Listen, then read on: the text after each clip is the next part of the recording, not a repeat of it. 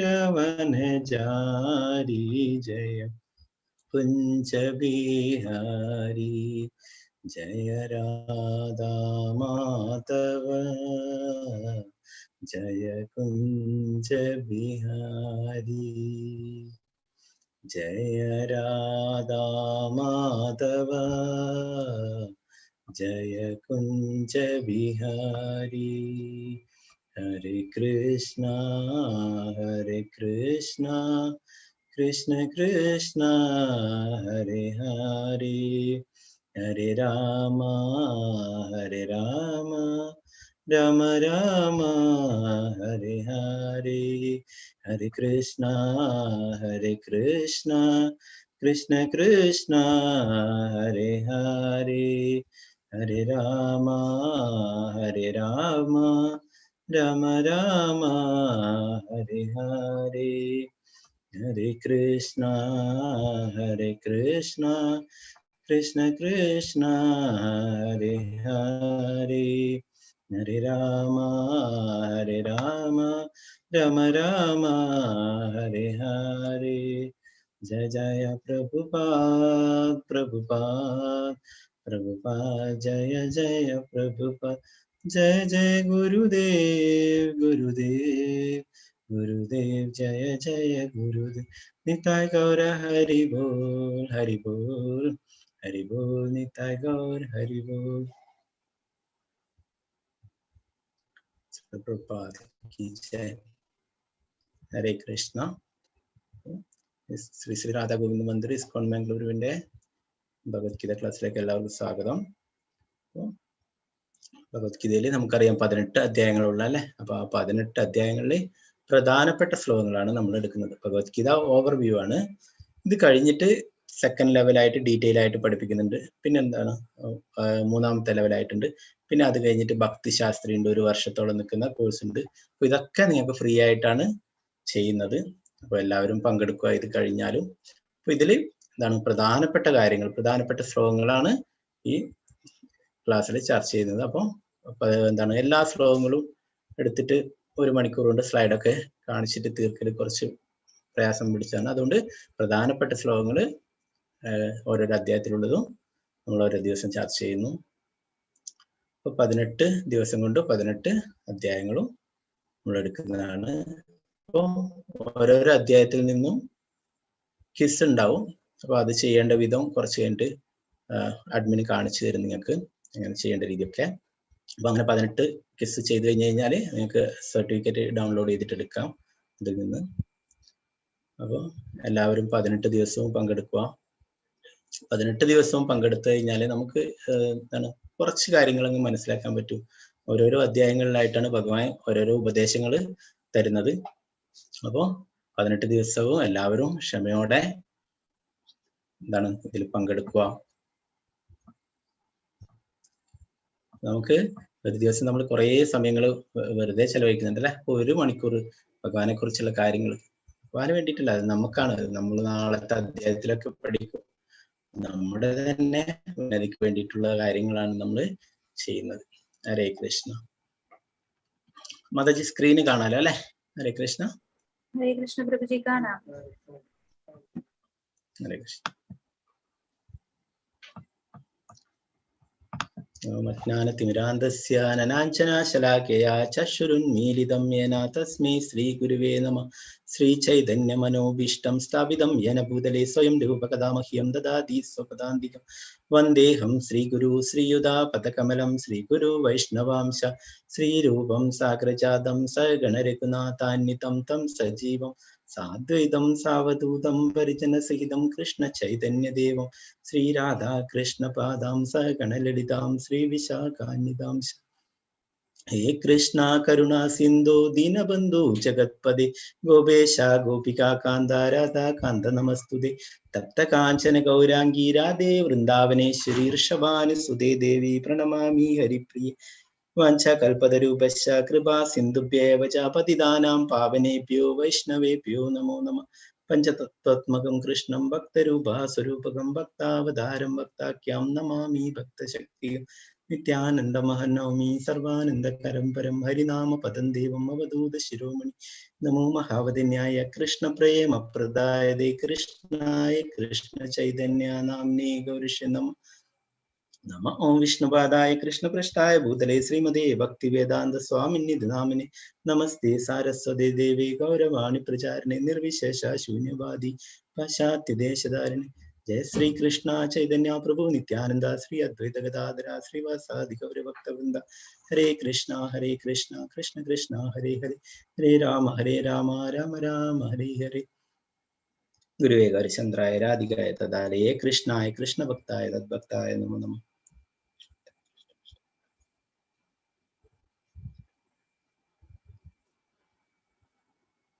हरे कृष्ण. श्रील प्रभुपाद की जय. श्रीमद् भगवत गीता की जय.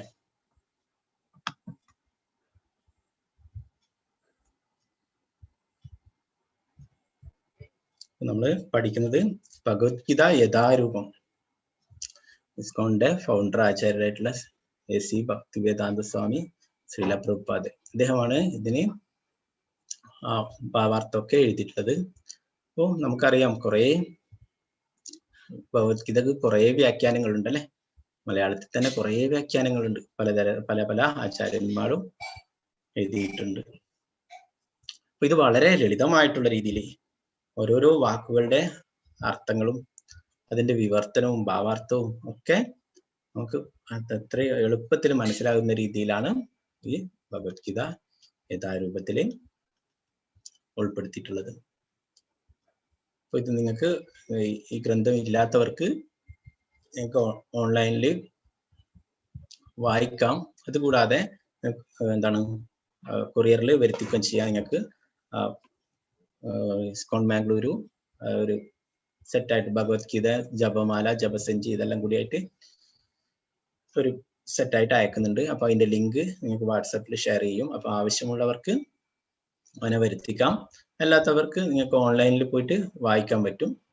അതിന്റെ വെബ്സൈറ്റ് അഡ്രസ്സ് നമ്മൾ ഷെയർ ചെയ്യാം. അപ്പോൾ ഭഗവത്ഗീത യഥാരൂപം എന്ന് പറയുന്നത് എന്താണ്? ഭഗവാൻ എന്താണോ പറഞ്ഞിട്ടുള്ളത് അത് അതേപടി യാതൊരു മാറ്റവും വരുത്താതെ. അപ്പോൾ നമുക്കറിയാം പല പ്രസ്ഥാനങ്ങളും പല ആചാര്യന്മാരും ഒക്കെ ഇതിന് വ്യാഖ്യാനങ്ങൾ എഴുതിയിട്ടുണ്ട്. പലരും അവരുടെ ഭാവനക്കനുസരിച്ചിട്ടും അങ്ങനെയൊക്കെയാണ് പലതരത്തിലും വ്യാഖ്യാനങ്ങൾ നൽകിയിട്ടുള്ളത്. അപ്പോൾ ഇതിൽ കൂടി നമുക്ക് പൂർണ്ണമായിട്ടും മനസ്സിലാക്കാൻ പറ്റും എന്താണോ ഭഗവാൻ ഭഗവത്ഗീതയിൽ പറഞ്ഞിട്ട് അത് പൂർണ്ണമായിട്ടും. അപ്പോൾ അങ്ങനെയുള്ള കുറെ കാര്യങ്ങൾ ഇസ്കോണിൽ വരുന്നതിന് മുന്നേ ഞാനും ഭഗവത്ഗീത ഒക്കെ വായിച്ചിട്ടുണ്ട്. എന്നാൽ അതിൽ നിന്ന് പൂർണ്ണമായിട്ട് എല്ലാം മനസ്സിലാക്കാൻ സാധിച്ചിരുന്നില്ല. എന്നാൽ ഇതിൽ നിന്ന് നമുക്ക് എല്ലാം മനസ്സിലാക്കാൻ സാധിക്കും. അപ്പൊ 18 ദിവസം നിങ്ങൾ ക്ഷമയോടെ ശ്രദ്ധയോടെ ഇതൊക്കെ കേൾക്കുക. പിന്നീട് സെക്കൻഡ് ലെവലിൽ അതിലൊക്കെ പങ്കെടുക്കുക. അങ്ങനെ നമുക്ക് നമ്മുടെ യഥാർത്ഥ ലക്ഷ്യത്തിൽ എത്തിച്ചേരാൻ സാധിക്കും.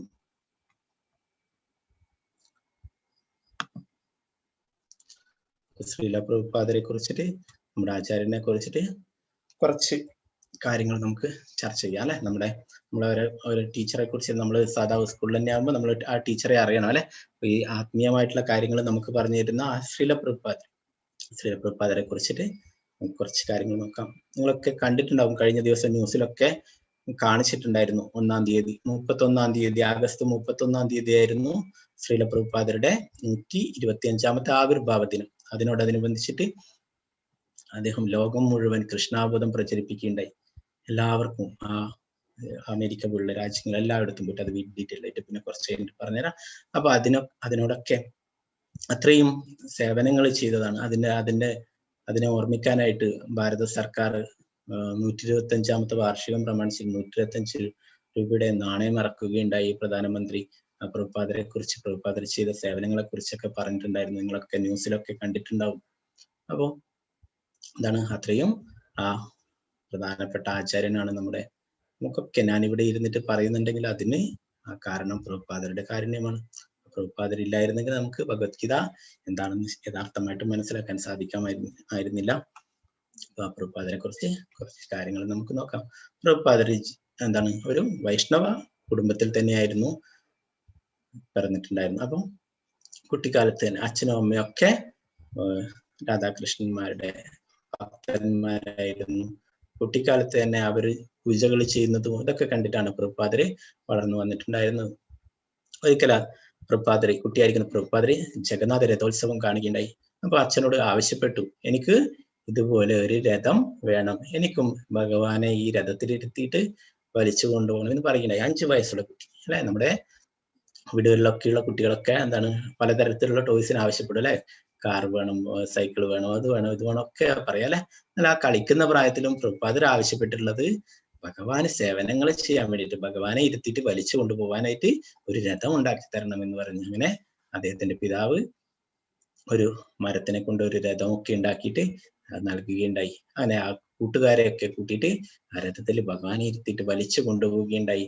കീർത്തനങ്ങളൊക്കെ ചൊല്ലിക്കൊണ്ട് അവർക്കൊക്കെ, ആ കൂട്ടുകാർക്കൊക്കെ പ്രസാദം വിതരണം ചെയ്തു. അപ്പൊ ഈ ചെറിയ 5 വയസ്സായിരുന്ന കുട്ടി കാലം മുതലേ പ്രഭുപാദര് ഭഗവാന്റെ സേവനങ്ങൾ ചെയ്തു തുടങ്ങിയിരുന്നു. അപ്പൊ ആ രഥയാത്ര അന്ന് മുതലേ അതിന്റെ പരിശീലനം തുടങ്ങിയിരുന്നു. പിന്നീട് അദ്ദേഹം ഈ ലോകം മുഴുവൻ ജഗന്നാഥ രഥയാത്ര നടത്തുകയുണ്ടായി. എവിടെ എല്ലാ രാജ്യങ്ങളിലും പോയി കഴിഞ്ഞാൽ നിങ്ങൾക്ക് നെറ്റിലൊക്കെ പോയിട്ട് സെർച്ച് ചെയ്താൽ കാണാൻ സാധിക്കും. എല്ലാ രാജ്യങ്ങളും നമ്മുടെ പ്രധാനമന്ത്രി എല്ലാ രാജ്യങ്ങളും സന്ദർശിക്കുന്നത് അല്ലെ. അപ്പൊ ആ പ്രധാനമന്ത്രി പറയുകയുണ്ടായി, ഞാൻ എല്ലാ രാജ്യങ്ങളിൽ പോയാലും അവിടെയൊക്കെ ഇസ്കോണിന്റെ ക്ഷേത്രങ്ങളെ കാണാൻ സാധിക്കുന്നു, അവിടെയൊക്കെ ഭഗവാന്റെ തിരുനാമം ജപിക്കുന്ന ഭക്തന്മാരെ കാണാൻ സാധിക്കുന്നു. ഈ പ്രഭുപാദരാണ് ഈ സേവനങ്ങളൊക്കെ ചെയ്ത് എല്ലായിടത്തും പ്രചരിപ്പിച്ചതെന്ന് പ്രധാനമന്ത്രി പറയുകയുണ്ടായി. അപ്പൊ ആ പ്രഭുപാദര് ലോകം മുഴുവൻ ജഗന്നാഥ രഥയാത്ര നടത്തേണ്ടത് എല്ലാവർക്കും പറഞ്ഞു കൊടുത്തിട്ട് അവർക്കൊക്കെ ആ ജഗന്നാഥ രഥമുണ്ടാക്കാനും അത് എന്താണ് രഥം വലിച്ചു കൊണ്ടുപോകാൻ അതൊക്കെ അതിനെക്കുറിച്ച്, ആ ചടങ്ങുകളെ കുറിച്ചൊക്കെ അവർക്കൊക്കെ പറഞ്ഞു കൊടുത്തിട്ട് ഇപ്പോഴും എത്രയോ രാജ്യങ്ങളിൽ ജഗന്നാഥ രഥയാത്ര നടത്തുന്നുണ്ട്. അതിന്റെ പരിശീലന പ്രഭുപാദരെ 5 വയസ്സ് മുതലേ തുടങ്ങിയിരുന്നു. പിന്നീട് പ്രഭുപാദര് തന്റെ ഒരു സുഹൃത്തിന്റെ കൂടെ ഒരിക്കലും ഒരു ആചാര്യനെ കാണാൻ പോവുകയുണ്ടായിരുന്നു. അദ്ദേഹം മായാപ്പൂരിൽ നിന്ന് വന്നിട്ടുണ്ടായിരുന്നു. അദ്ദേഹത്തിന്റെ പേരാണ് ഭക്തി സിദ്ധാന്ത സരസ്വതി ഠാക്കൂർ. ആ സമയത്ത് പിന്നീട് പഠിക്കുന്ന സമയത്ത് പ്രഭുപാദര് ഗാന്ധിയുടെ സ്വാതന്ത്ര്യ സമര പ്രസ്ഥാനത്തിലൊക്കെ പങ്കെടുക്കുന്നുണ്ടായിരുന്നു. അപ്പോ ഒരിക്കലും തന്റെ സുഹൃത്ത് നിർബന്ധിച്ചത് കൊണ്ട് മാത്രം ആ ആചാര്യനെ കാണുവാൻ പോയിട്ടുണ്ടായിരുന്നു. അപ്പൊ അദ്ദേഹത്തിന്റെ പ്രഭാഷണങ്ങൾ കേൾക്കുകയുണ്ടായിരുന്നു. പ്രഭാഷണങ്ങളൊക്കെ കേട്ട് കഴിഞ്ഞിട്ട് ചോദ്യോത്തരത്തിന്റെ സമയത്ത് ശ്രീല പ്രഭുപാദര് ചോദിക്കുകയുണ്ടായി ആ ആചാര്യനോട്, നിങ്ങൾ പറയുന്നതൊക്കെ ശരി തന്നെ, എന്നാൽ ഇപ്പൊ ഇവിടെ അർജന്റായിട്ട് വേണ്ടുന്നത് നമുക്ക് സ്വാതന്ത്ര്യമാണ്. ബ്രിട്ടീഷുകാരിൽ നിന്ന് നമുക്ക് സ്വാതന്ത്ര്യം ലഭിക്കണം ഇന്ത്യക്ക്. അതാണ് വളരെ പ്രധാനപ്പെട്ടത്. ഭക്തിയൊക്കെ പിന്നീട് ചെയ്യാൻ വേണ്ടുന്നതാണ്. നമുക്ക് പ്രധാനപ്പെട്ടത് ഈ ബ്രിട്ടീഷുകാരിൽ നിന്നുള്ള മോചനമാണ് എന്ന് പറയുകയുണ്ടായി. അപ്പോ ആ ഭക്തി സിദ്ധാന്ത സരസ്വതി അദ്ദേഹത്തിന്റെ ആ ചോദ്യം ശ്രദ്ധയോടുകൂടി കേട്ടിട്ട് അതിന് ഉത്തരമായിട്ട് പറഞ്ഞു, ഞാൻ ചെയ്യുന്നത് ഈ ലോകത്തിനെ തന്നെ മോചിപ്പിക്കാൻ വേണ്ടിയിട്ടാണ്, ഈ തടവറയിൽ നിന്ന് മോചിപ്പിക്കാൻ വേണ്ടിയിട്ടാണ്, എല്ലാവർക്കും സ്വാതന്ത്ര്യം ലഭിക്കാൻ, ലോകത്തിലെ എല്ലാവർക്കും സ്വാതന്ത്ര്യം നൽകാൻ വേണ്ടിയിട്ടാണ് ഞാൻ പരിശ്രമിക്കുന്നത്. എന്റെ പ്രസ്ഥാനം അതിനു വേണ്ടിയിട്ടാണ്. അതിൽ നിങ്ങൾ പങ്കുചേരണം. ഈ ഭരണാധികാരികൾ മാറിക്കൊണ്ടേയിരിക്കും. എന്താണ്, ആദ്യം രാജാക്കന്മാർ ഭരിച്ചിട്ടുണ്ടായിരുന്നു, പിന്നീട് മുഗളന്മാർ വന്ന് ഭരിച്ചിട്ടുണ്ടായിരുന്നു, പിന്നീട് ബ്രിട്ടീഷുകാർ ഭരിച്ചു. അങ്ങനെ ഇതിങ്ങനെ രാജ്യഭരണം മാറിക്കൊണ്ടേയിരിക്കും. എന്നാല് മാറ്റങ്ങൾ വരേണ്ടത്, സ്വാതന്ത്ര്യം വരേണ്ടത് നമ്മുടെ ഉള്ളിൽ തന്നെയാണ്. നമുക്കാണ് ഈ ഭൗതികമായിട്ടുള്ള ഈ ലോകത്തിൽ നിന്നും മോചനം നേടേണ്ടത്. നമ്മളൊക്കെ തടവറയിലാണുള്ളത്. എങ്ങനെയാണ് തടവറ? ജന്മ മൃത്യു ജരാ വ്യാധി ചക്രം അല്ലെ. എല്ലാവരും ജനിക്കുന്നു, എല്ലാവരും എന്താണ് പ്രായമാവുന്നു, രോഗങ്ങൾ വരുന്നു, മരിക്കുന്നു അല്ലെ. ഇത് ഈ ചക്രം ഇങ്ങനെ തുടർന്നുകൊണ്ടിരിക്കുന്നു. ഇതിൽ നിന്ന് മോചനമാണ് വേണ്ടത്. ലോകത്തിൽ എല്ലാവർക്കും ഇതിൽ നിന്ന് മോചനം കൊടുക്കണം. അതിനു വേണ്ടിയിട്ടാണ് ഞാൻ പ്രയത്നിക്കുന്നത്. അപ്പോ എന്റെ ഇതില് നിങ്ങൾ എന്നെ സഹായിക്കണമെന്ന് ആ പ്രഭുപാദരോട് പറയുകയുണ്ടായി. പ്രഭുപാദർക്ക് അത് വളരെ ഇഷ്ടപ്പെട്ടു. പ്രഭുപാദര് എന്താണ് ആ വാക്കുകള് സ്വീകരിച്ചു. അദ്ദേഹം മനസ്സുകൊണ്ട് തന്നെ അദ്ദേഹത്തെ ഗുരുവായി സ്വീകരിക്കുകയുണ്ടായി. അപ്പോ അദ്ദേഹത്തിന് പിന്നീട് നിർദ്ദേശങ്ങൾ കൊടുക്കുകയുണ്ടായി. പ്രഭുപാദർക്ക് അദ്ദേഹത്തിന്റെ ഗുരുവായിരിക്കുന്ന ഭക്തി സിദ്ധാന്ത സരസ്വതി 2 നിർദ്ദേശങ്ങളാണ് നൽകിയിട്ടുണ്ടായിരുന്നത്. ഒന്ന്, നിനക്ക് ഇംഗ്ലീഷ് ഭാഷയിൽ നല്ല പരിജ്ഞാനമുണ്ട്, അതുകൊണ്ട് നീ വിദേശ രാജ്യങ്ങളിൽ പോയിട്ട് ഈ ഭഗവാന്റെ സന്ദേശം പ്രചരിപ്പിക്കണം. ഭഗവത്ഗീത, ഭാഗവതം പോലുള്ള ഗ്രന്ഥങ്ങൾ പ്രചരിപ്പിക്കണം, അതിന്റെ സന്ദേശങ്ങൾ പ്രചരിപ്പിക്കണം. പിന്നെ നിനക്ക് എപ്പോഴെങ്കിലും പൈസ കിട്ടുകയാണെങ്കിൽ നീ ഈ ഭഗവത്ഗീത, ഭാഗവതം പോലുള്ള ഗ്രന്ഥങ്ങളൊക്കെ അച്ചടിച്ച് അതൊക്കെ വിതരണം ചെയ്യണമെന്ന്. ഈ 2 നിർദ്ദേശങ്ങളാണ് അദ്ദേഹത്തിന്റെ ഗുരു ശ്രീല പ്രഭുപാദർക്ക് നൽകിയിട്ടുണ്ടായിരുന്നത്. പിന്നീട് അദ്ദേഹം അതിനു വേണ്ടിയിട്ടുള്ള പരിശ്രമത്തിലായിരുന്നു. 1922 അദ്ദേഹം ഗുരുവിനെ കാണുന്നത്. പിന്നീട് അതിനു വേണ്ടിയിട്ട് ഉള്ള കുറെ പ്രയത്നങ്ങൾ നടത്തുകയുണ്ടായി. അദ്ദേഹം ആ ഗുരുവിൽ നിന്ന് ദീക്ഷ എടുക്കുകയുണ്ടായിരുന്നു. അങ്ങനെ അദ്ദേഹത്തിന് എന്താണ് അഭയ ചരണാരവിന്ദ ഭക്തി വേദാന്ത സ്വാമി പ്രഭുപാദർ എന്ന പേര് നൽകിയുണ്ടായി. പിന്നീട് അദ്ദേഹം ഇന്ത്യയിലെ ചെറിയ ചെറിയ സംരംഭങ്ങളൊക്കെ തുടങ്ങിയിട്ടുണ്ടായി. എന്താണ് ലീഗ് ഓഫ് ഡിവോട്ടീസ് എന്ന് പറഞ്ഞിട്ട് ജാൻസിയിലെ ചെറിയൊരു സംരംഭം തുടങ്ങിയിട്ടുണ്ടായി. എന്നാൽ അതൊന്നും അത്ര കണ്ട് വിജയിച്ചില്ല. എന്താണ് ഇന്ത്യയിലെ ആൾക്കാരൊന്നും എല്ലാവരും പറയുന്ന ഒരു കാര്യമാണ് അല്ലെ, എന്താണ് ഇതൊക്കെ നമുക്കറിയാം, ഭഗവത്ഗീതയോ അതൊക്കെ നമുക്കറിയാം, ഭാഗവതോ അതൊക്കെ നമുക്കറിയാം എന്ന് പറയും അല്ലെ. അപ്പൊ എല്ലാവരും അറിയാമെന്ന് പറയുന്നത് കൊണ്ട് ആരും അതൊന്നും സ്വീകരിക്കാൻ തയ്യാറായില്ല. അതുകൊണ്ട് തന്നെയാണ് അദ്ദേഹത്തിന്റെ ഗുരു പറഞ്ഞിട്ടുള്ളത്, ഇത് നീ വിദേശ രാജ്യങ്ങളിൽ പോയിട്ട് പ്രചരിപ്പിക്കണമെന്ന് പറഞ്ഞാല്. എന്താണ് അവർക്കൊന്നും അറിയില്ല, അവർക്ക് കൃഷ്ണൻ ആരാണെന്ന് ഒന്നും അറിയില്ല അല്ലെ. എന്നാലും നമ്മൾ ഭാരതത്തിലുള്ളവർ പറയും നമുക്ക് എല്ലാം അറിയാമെന്ന് പറയും അല്ലെ. അപ്പൊ അതുകൊണ്ട് തന്നെ പ്രഭുപാദര് അതിനുള്ള പ്രയത്നമായിരുന്നു. അതിനു വേണ്ടിയിട്ട് പ്രഭുപാദര് കുറെ പരിശീലനം നേടുകയുണ്ടായി. അദ്ദേഹം വൃന്ദാവനത്തിലുള്ള രാധാ ദാമോദര ക്ഷേത്രത്തില് അവിടെ പോയിട്ട് അദ്ദേഹം ഭഗവാന്റെ മുന്നിൽ ആ ഇംഗ്ലീഷില് എന്താണ് ലെക്ചേഴ്സ് കൊടുക്കുകയുണ്ടായി. അവിടെ കേൾക്കുന്നവരൊക്കെ അവിടെ അത്ഭുതപ്പെട്ടു. അവരൊക്കെ അവിടെ പ്രധാനമായിട്ടും സംസാരിക്കുന്നത് ഹിന്ദിയും എന്താണ് ബംഗാളിയൊക്കെയാണ്. അപ്പൊ അവിടെയുള്ളവരൊക്കെ ഹിന്ദിയും ബംഗാളിയും അറിയുന്നവരാണ്. അവർക്ക് ആ ഭാഷയിൽ സംസാരിച്ചാൽ പ്രഭുപാദർക്ക് ആ 2 ഭാഷയും അറിയാം. പ്രഭുപാദർ ഇംഗ്ലീഷിൽ എന്താണ് ആ ക്ലാസ്സുകൾ എടുക്കുന്നു. അവരൊക്കെ എന്താണ് പറ്റിയതെന്ന് ആലോചിക്കണ്ട. അപ്പൊ അത് പ്രഭുപാദർ അമേരിക്കയിൽ പോയിട്ട് എന്താണ് ഈ ഭഗവാന്റെ സന്ദേശങ്ങൾ പ്രചരിപ്പിക്കാനുള്ള പരിശീലനം ആ ഭഗവാന്റെ മുന്നിൽ തന്നെ നടത്തിയിട്ട് പരിശീലിച്ചിരുന്നു രാധാ ദാമോദര ക്ഷേത്രത്തില്. അവിടെയായിരുന്നു പ്രഭുപാദരുടെ ഒരു ചെറിയ മുറി, അവിടെയായിരുന്നു പ്രഭുപാദർ കഴിഞ്ഞിരുന്നത്. അപ്പൊ പിന്നീട് പ്രഭുപാദര് എന്താണ് തന്റെ ബാക്ക് ടു ഗോഡ് ഹെഡ് എന്നും ഒരു മാസിക ഇറക്കിയുണ്ടായി. അത് എന്താണ് സ്വന്തമായിട്ട് പ്രസ്സിൽ പോയിട്ട് പ്രിന്റ് ചെയ്ത് വാങ്ങിച്ചിട്ട് അത് വിതരണം ചെയ്യും. ഓരോരോ ഗ്രന്ഥശാലകളിലും മറ്റുള്ള എന്താണ് ഹോട്ടലുകളിലും മറ്റുള്ള തെരുവുകളിലും മാർക്കറ്റുകളിലും ഒക്കെ പോയിട്ട് അത് പ്രഭുപാദർ തന്നെ വിതരണം ചെയ്തിരുന്നു. ഓരോരോ ആളെടുത്തും പോയിട്ട് അവരോട് ഇത് വാങ്ങിക്കൂ എന്ന് പറഞ്ഞിട്ട് അവരോട് പറയും എന്തിനാണ് ഇത്. പിന്നീട് വീണ്ടും എന്താണ് ആ ഒരു അദ്ദേഹത്തിന്റെ സുഹൃത്ത് തന്നെയായിരുന്നു പ്രിന്റ് ചെയ്തെടുത്തത്. എന്നാൽ അതിന് പേപ്പറൊക്കെ വാങ്ങിക്കാനും അതിനൊക്കെ എക്സ്പെൻസ് ഉണ്ട് അല്ലെ. അതിന് വേണ്ടിയിട്ട് പൈസ കണ്ടെത്താൻ വേണ്ടിയിട്ട് ഇത് വിതരണം ചെയ്ത് വീണ്ടും ഇതാക്കും. അല്ലാണ്ട് പ്രഭുപാദരുടെ കാര്യത്തിന് വേണ്ടിയിട്ടല്ല ഇത് വിതരണം ചെയ്ത്, കൃഷ്ണാബോധം പ്രചരിപ്പിക്കാൻ വേണ്ടിയിട്ട്. അങ്ങനെ അദ്ദേഹം ഓരോരോ എന്താണ് മാർക്കറ്റുകളിലൊക്കെ പോയിട്ട് ഇത് വിതരണം ചെയ്യുകയുണ്ടായി. അദ്ദേഹം ചെറിയ തോതിൽ ബിസിനസ് ഒക്കെ ഉണ്ടായിരുന്നു. അദ്ദേഹത്തിന് കുടുംബപരമായിട്ട് തന്നെ അവര് എന്താണ് വലിയ ഫാർമസ്യൂട്ടിക്കൽ ബിസിനസ് ഒക്കെ ഉണ്ടായിരുന്നു. അതൊക്കെ പിന്നീട് ക്രമേണ ഇല്ലാതാവുകയുണ്ട്. അതിലൊന്നും പ്രഭുപാദര് അത്ര ശ്രദ്ധിച്ചില്ല. ഈ ഗുരുവിന്റെ നിർദ്ദേശങ്ങൾ നടപ്പിലാക്കാൻ വേണ്ടിയിട്ടായിരുന്നു ശ്രദ്ധ നൽകിയിട്ടുണ്ടായിരുന്നു.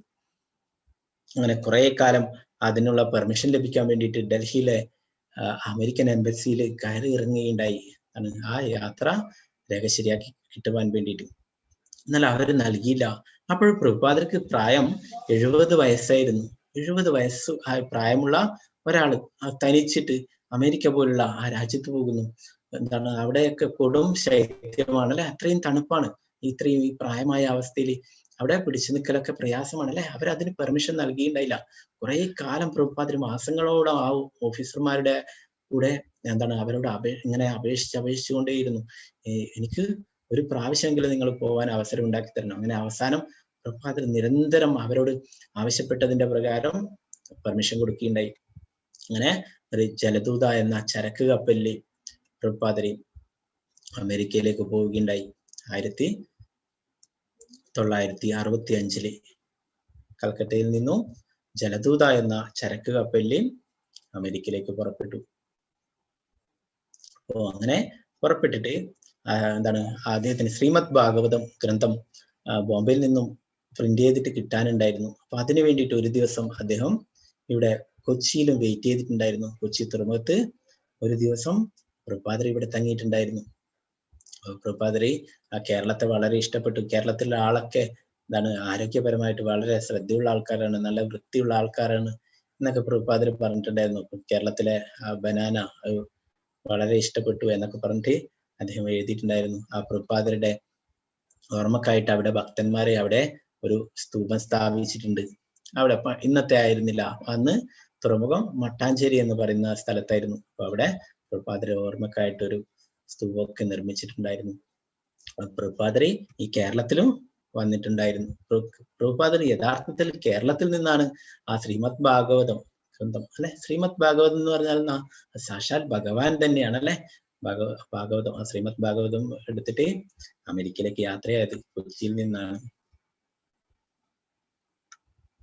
അപ്പൊ അങ്ങനെ 1.5 മാസത്തോളം എടുത്തു ആ ചരക്ക് കപ്പലില് അമേരിക്കയിൽ എത്തിച്ചേരാൻ. അതിനിടയിൽ പ്രഭുപാദർക്ക് 2 തവണ ഹൃദയാഘാതം ഉണ്ടായി. അപ്പോഴൊക്കെ പ്രഭുപാദരെ ആ ഭഗവാനോട് പ്രാർത്ഥിക്കുകയുണ്ടായി. എന്താണ്, എനിക്ക് ഈ ഗുരുവിന്റെ നിർദ്ദേശങ്ങൾ നടപ്പിലാക്കണം, അതിനു വേണ്ടിയിട്ട് എന്നോട് കാരുണ്യം കാണിക്കണം എന്ന് ഭഗവാനോട് പറയുകയുണ്ടായി. അദ്ദേഹം ഒരു കവിത എഴുതുകയുണ്ടായി കപ്പലിൽ വെച്ചിട്ട്. അതിൽ പ്രഭുപാദർ പറയുന്നു, എനിക്ക് യാതൊരു അറിവുമില്ല, യാതൊരു ജ്ഞാനവുമില്ല ഭഗവാനെ, അങ്ങയുടെ കയ്യിൽ വെറും ഒരു പാവയാണ് ഞാൻ. അങ്ങേക്ക് എന്ത് വേണമെങ്കിലും എന്നെ കൊണ്ട് ചെയ്യിക്കാം. അങ്ങ് ആഗ്രഹിക്കുന്നു ഈ അമേരിക്ക പോലുള്ള രാജ്യത്ത്. പ്രഭുപാദർ കാണുന്നു, ഷിപ്പിൽ നിന്ന് നോക്കുമ്പോൾ വലിയ വലിയ ബിൽഡിങ്ങുകൾ, അങ്ങനെ അത്രയും വലിയ വലിയ വാഹനങ്ങൾ, അങ്ങനെ എല്ലാം കൊണ്ടും അത്രയും സമ്പന്നമായ രാജ്യം അല്ലെ.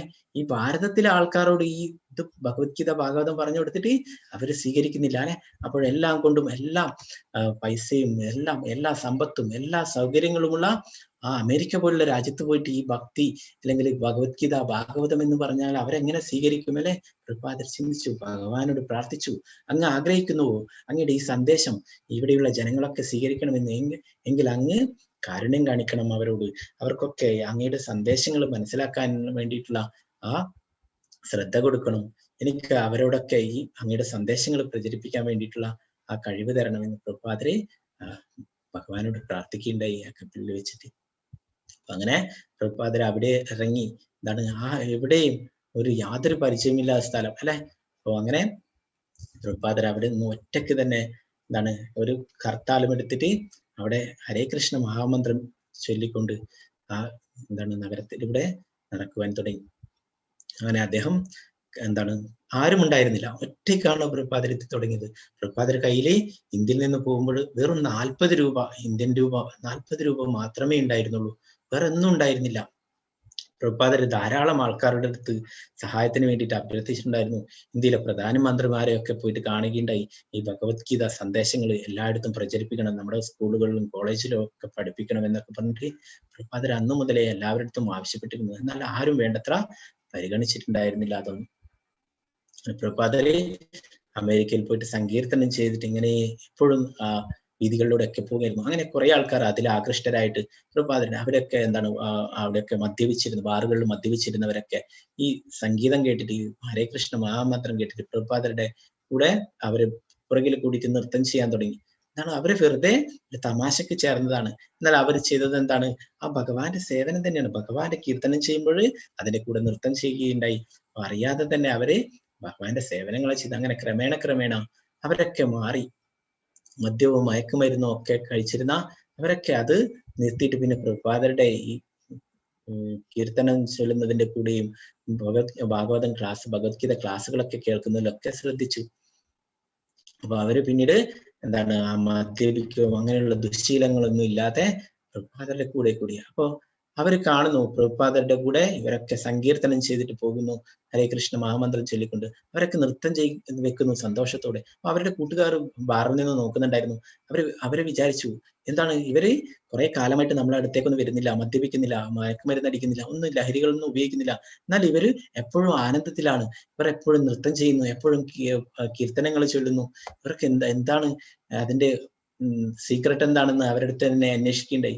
അപ്പൊ അവര് പറഞ്ഞു കൊടുക്കുകയുണ്ടായി, നമ്മൾ കഴിക്കുന്ന ഈ മദ്യം മയക്കുമരുന്ന് അതൊക്കെ നമുക്ക് അല്പസമയത്തേക്ക് മാത്രമേ അതിന്റെ ലഹരി തരുള്ളൂ, എന്നാൽ ഭഗവാന്റെ തിരുനാമം അത് എപ്പോഴും നമുക്ക് ആനന്ദം നൽകും, ഇതിന്റെ രുചി നിങ്ങൾ അറിഞ്ഞു നോക്കൂ, അറിഞ്ഞാലേ നിങ്ങളും ഇതിൽ ചേരുമെന്ന് പറഞ്ഞിട്ട് അവരെയൊക്കെ അവരുടെ കൂടെ കൂട്ടുകയുണ്ടായി. പിന്നീട് അവരൊക്കെ ആ ദുശീലങ്ങളൊക്കെ ഉപേക്ഷിച്ചിട്ട് പ്രഭുപാദരുടെ കൂടെ കൂടിയിട്ട് എന്താണ് കീർത്തനങ്ങൾ ചെയ്യുകയും മറ്റുള്ള ഭഗവത്ഗീത ഭാഗവത പ്രചരണം നടത്തുകയൊക്കെ ചെയ്യുകയുണ്ടായി.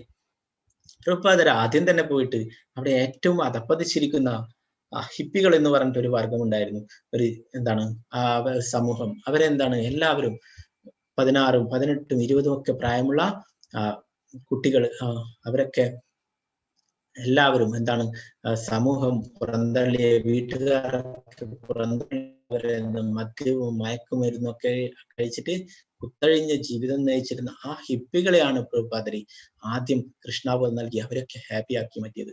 അപ്പോ അവിടെ ഏറ്റവും മോശപ്പെട്ട രീതിയിൽ ജീവിക്കുന്ന അവരെയാണ് പ്രഭുപാദരി ആദ്യം മാറ്റിയെടുത്തത്. പിന്നീട് ക്രമേണ എല്ലാവരിലും കൃഷ്ണാബോധം എത്തിച്ചു. പലരും അതിനെക്കുറിച്ച് അറിയുകയുണ്ടായി.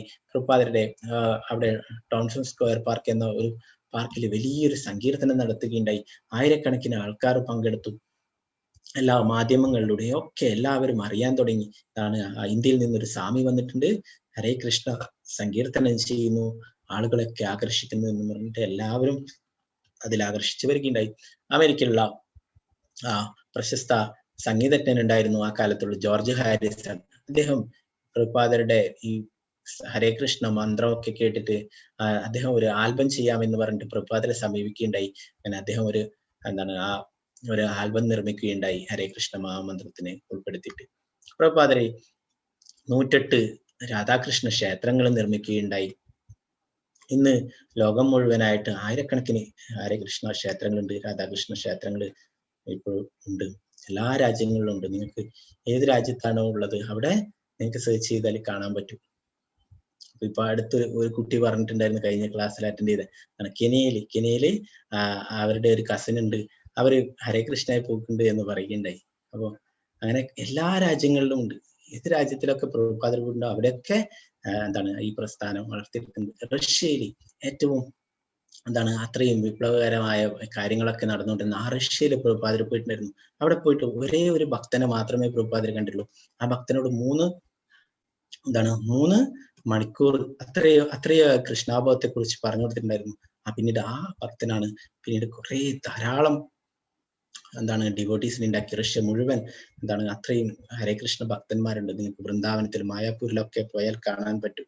ബ്രഹ്മചാരികളായിട്ട് ശിഖയൊക്കെ വെച്ചിട്ട്, മുട്ടയൊക്കെ അടിച്ചിട്ട് ശിഖയൊക്കെ വെച്ചിട്ട് കാവ്യ വസ്ത്രമൊക്കെ ഇട്ടിട്ട് ബ്രഹ്മചാരികളായിട്ട് സേവനങ്ങൾ ചെയ്യുന്നു. റഷ്യയിൽ നിന്നുള്ള ധാരാളം ഡിവോട്ടീസ് ഉണ്ട്.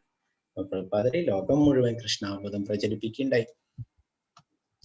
സമൂഹത്തിലെ അനേകം ഉന്നതരായ വ്യക്തികളുമായിട്ട് ഈ കൃഷ്ണാബോധത്തിന്റെ പ്രാധാന്യത്തെ കുറിച്ചൊക്കെ പറഞ്ഞു കൊടുക്കുകയുണ്ടായി. ധാരാളം ഗ്രന്ഥങ്ങൾ എഴുതിയുണ്ടായി. ആയിരക്കണക്കിന് ഗ്രന്ഥങ്ങൾ സംസ്കൃതത്തിൽ നിന്നും ബംഗാളിയിൽ നിന്നൊക്കെ വിവർത്തനങ്ങൾ ചെയ്തിട്ട് പലതരത്തിലുള്ള ഭാഷകളിലും വിവർത്തനം ചെയ്യുകയുണ്ടായി.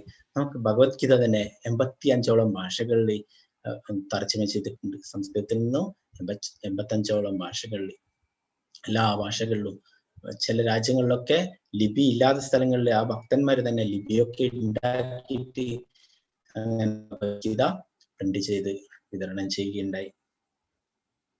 ലോകം മുഴുവൻ ജഗന്നാഥ രഥയാത്ര നടത്തുകയുണ്ടായി. ഒറീസയിലെ ജഗന്നാഥപുരിയിൽ മാത്രം ഒതുങ്ങിക്കഴിഞ്ഞിരുന്ന ആ രഥയാത്ര ലോകം മുഴുവൻ എത്തിക്കുകയുണ്ടായി. അല്ലെ, ജഗന്നാഥ രഥയാത്ര ഭഗവാൻ ഭക്തന്മാരെ കാണാൻ വേണ്ടിയിട്ട് പുറത്തേക്ക് എഴുന്നള്ളുന്നത്. അല്ലെ, അത് എല്ലാവരും അത്രയും ക്ഷേത്രത്തിൽ എത്തിച്ചേരാൻ പറ്റാത്ത അത്രയും പതീതരായ ആൾക്കാരെയൊക്കെ കാണാൻ വേണ്ടിയിട്ട് ഭഗവാൻ പുറത്തേക്ക് വരുന്നതാണ്, എഴുന്നള്ളുന്നതാണ്. അല്ലെ, അപ്പൊ ആ രഥയാത്ര ലോകം മുഴുവൻ എത്തിക്കുകയുണ്ടായി.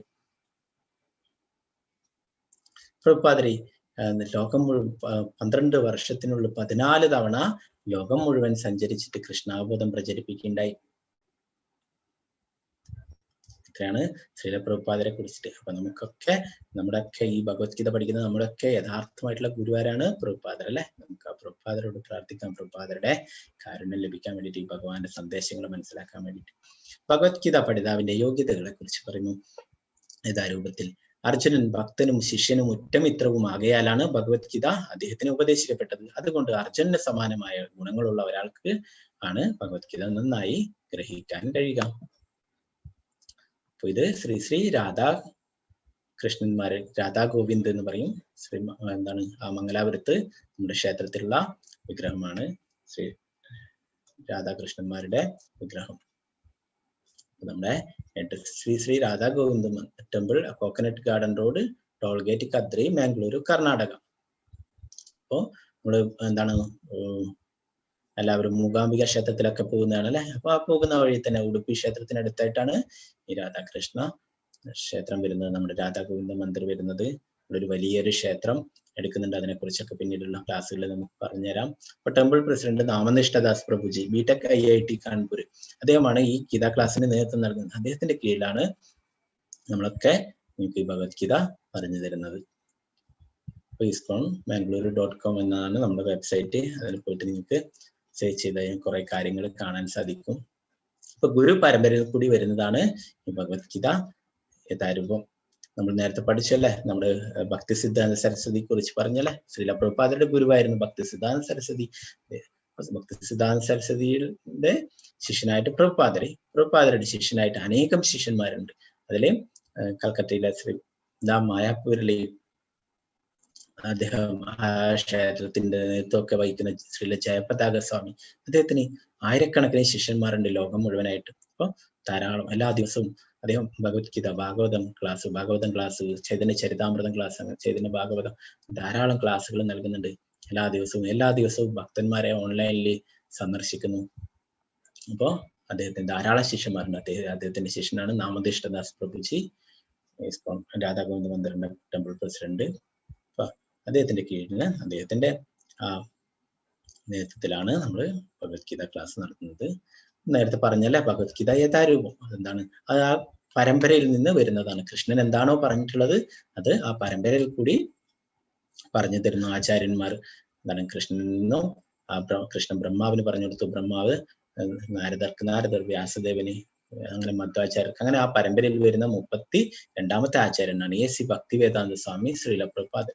നമ്മുടെ പരമ്പരയെ കുറിച്ച് പറയുന്നത് ബ്രഹ്മ മധ്വ ഗൗഡീയ സമ്പ്രദായം എന്ന് പറയും. 4 പരമ്പരകൾ പറയും അല്ലെ. ഒന്ന് ശ്രീ സമ്പ്രദായം, ഒന്ന് രുദ്ര സമ്പ്രദായം, ഒന്ന് കുമാര സമ്പ്രദായം, ഒന്ന് ബ്രഹ്മ സമ്പ്രദായം. ആ ബ്രഹ്മ സമ്പ്രദായമാണ് ബ്രഹ്മ മധ്വ ഗൗഡീയ സമ്പ്രദായം എന്ന് പറയുന്നത്.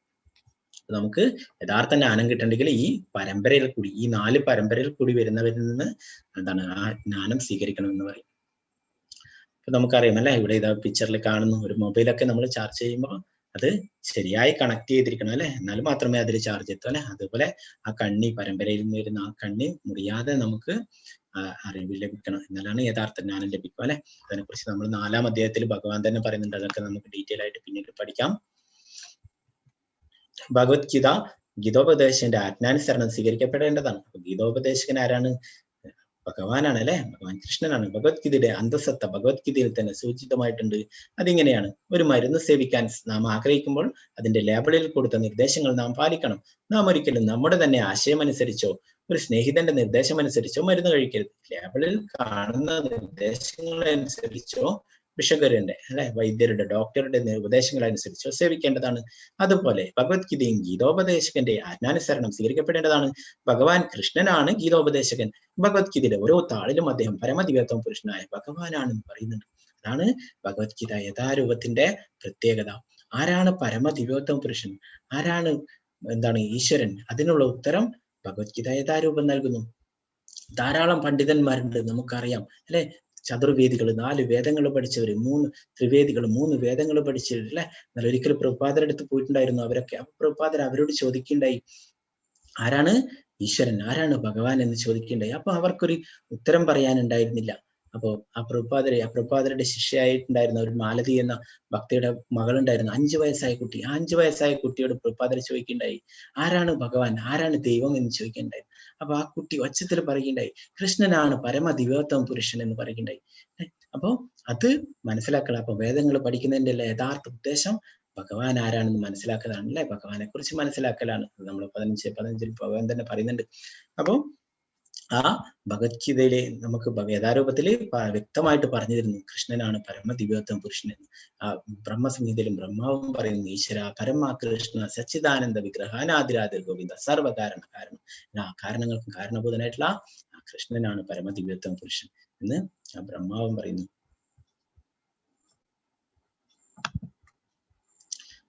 മായാവാദ പന്ഥാവിലൂടെ ഭഗവത്ഗീത പഠിക്കാൻ ശ്രമിക്കുന്നവർ വലിയ വിഡ്ഢിത്തമാണ് ചെയ്യുന്നതെന്ന് ചൈതന്യ മഹാപ്രഭു വ്യക്തമായി പറഞ്ഞിട്ടുണ്ട്.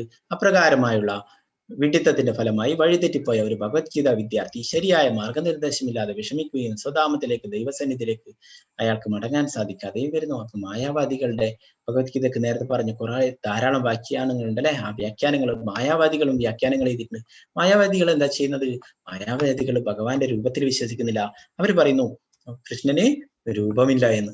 അപ്പൊ ആ മായാവാദികള് ഭഗവാനിലെ രൂപമില്ല എന്ന് പറയുന്നത് അല്ലെ. ചൈതന്യ മഹാപ്രഭു, കൃഷ്ണൻ തന്നെയാണ് ചൈതന്യ മഹാപ്രഭുവായിട്ട് വന്നിട്ടുള്ളത്. ചൈതന്യ മഹാപ്രഭു പറയുന്നു, മായാവാദി കൃഷ്ണ അപരാധി എന്ന് പറയുന്നു.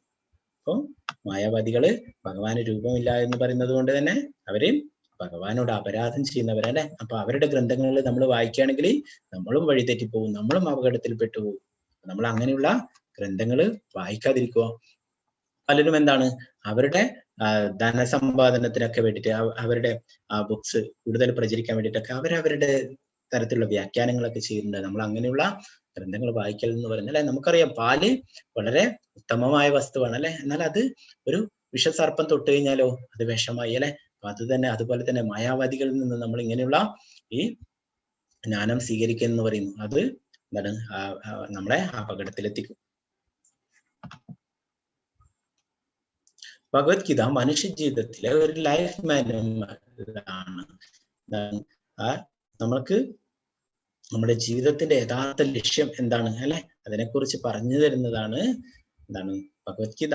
നമുക്കറിയാം നമ്മള് ധാരാളം ഉപകരണങ്ങളൊക്കെ വാങ്ങിക്കും അല്ലെ, ഫ്രിഡ്ജ്, വാഷിംഗ് മെഷീൻ, TV, അങ്ങനെ എന്ത് കാര്യങ്ങൾ വാങ്ങിച്ചാലും അതിന്റെ കൂടെ ഒരു പുസ്തകം ഉണ്ടാവും അല്ലെ, ഒരു ലഘുലേഖ ഉണ്ടാവും. എന്താണ് അത് എങ്ങനെ ഉപയോഗിക്കണം എന്ന് പറഞ്ഞിട്ട് അതിൽ പറഞ്ഞിട്ടുണ്ടാവും അല്ലെ. അത് പ്രകാരം നമ്മൾ പ്രവർത്തിപ്പിക്കുകയാണെങ്കിൽ യാതൊരു കേടും കൂടാത്ത അതിനെ നമുക്ക് കൊണ്ടുപോകാൻ സാധിക്കും അല്ലെ. എന്തായാലും എന്താണ് കുട്ടികൾക്കുള്ള ടോയ്സ് ആയാലും എല്ലാറ്റിന്റെ കൂടെയും ഒരു ഇതുണ്ടാവും, ഒരു ഉപദേശം ഉണ്ടാവും അല്ലെ, എങ്ങനെ പ്രവർത്തിപ്പിക്കണം എന്നുള്ളത്. അപ്പൊ അതുപോലെ തന്നെ നമ്മുടെ ഈ മനുഷ്യ ജീവിതം എങ്ങനെ ഉപയോഗിക്കണം എന്നതിനെ കുറിച്ച് പറഞ്ഞു തരുന്നതാണ് ഈ ഭഗവത്ഗീത യഥാരൂപം. അത് നമ്മൾ പൂർണ്ണമായിട്ടും വായിച്ച് മനസ്സിലാക്കുക. അപ്പൊ അതില് ഓരോരോ അധ്യായങ്ങളിലായിട്ട് ഭഗവാൻ ധാരാളം കാര്യങ്ങൾ പറയുന്നുണ്ട്. ഭഗവത്ഗീത എന്താണ് നമുക്കൊക്കെ വേണ്ടിയിട്ടുള്ള ഉപദേശമാണ്, അർജുനന് വേണ്ടിയിട്ടുള്ള. അർജുനൻ യഥാർത്ഥത്തിൽ ഭഗവാന്റെ നിത്യലീലയിലുള്ള ആളാണ്, നിത്യലീലയിലുള്ള രാധാകൃഷ്ണന്മാർക്ക് സേവനങ്ങൾ ചെയ്യുന്ന വിശാഖ സഖിയാണ് ഇവിടെ അർജുനനായിട്ട് അവതരിച്ചിട്ടുള്ളത്. അപ്പൊ ഈ ജ്ഞാനമൊന്നും അർജുനന് ആവശ്യമില്ല, അർജുനനൊക്കെ അറിയുന്നതാ. അല്ല, അർജുനനിലൂടെ നമുക്കാണ് ഇത് ഉപദേശിച്ചിരുന്നത്. നമ്മൾ ഇത്രയും എന്താണ് കലിയുഗത്തില് നമുക്ക് ഇത്രയും വിഷമങ്ങളൊക്കെ സഹിക്കുന്നത് നമുക്കൊക്കെ വേണ്ടിയിട്ടാണ് ഈ ഭഗവത്ഗീത ഭഗവാൻ പറഞ്ഞിട്ടുള്ളത്. അപ്പൊ ഭഗവാൻ ഓരോരോ സന്ദേശങ്ങൾ പറയുന്നുണ്ട്. ഇതൊക്കെ നമ്മുടെ ജീവിതത്തിൽ പകർത്തിയിട്ട് നമ്മൾ ആചരിക്കുകയാണെങ്കിൽ തീർച്ചയായിട്ടും നമുക്കും ജീവിതത്തിൽ വിജയിക്കാൻ പറ്റും. അപ്പോൾ ഈ മനുഷ്യ ജീവിതത്തിലെ ഒരു ലൈഫ് മാനുവലാണ് ഭഗവത്ഗീത എന്ന് പറയുന്നത്. നമുക്കറിയാം നമ്മുടെ ജീവിതത്തിന് ഒരു ലക്ഷ്യം ഉണ്ടായിരിക്കണം അല്ലെ. നമ്മുടെ മൈതാനത്തൊക്കെ കുട്ടികളൊക്കെ കളിക്കുന്നുണ്ടാവും അല്ലെ.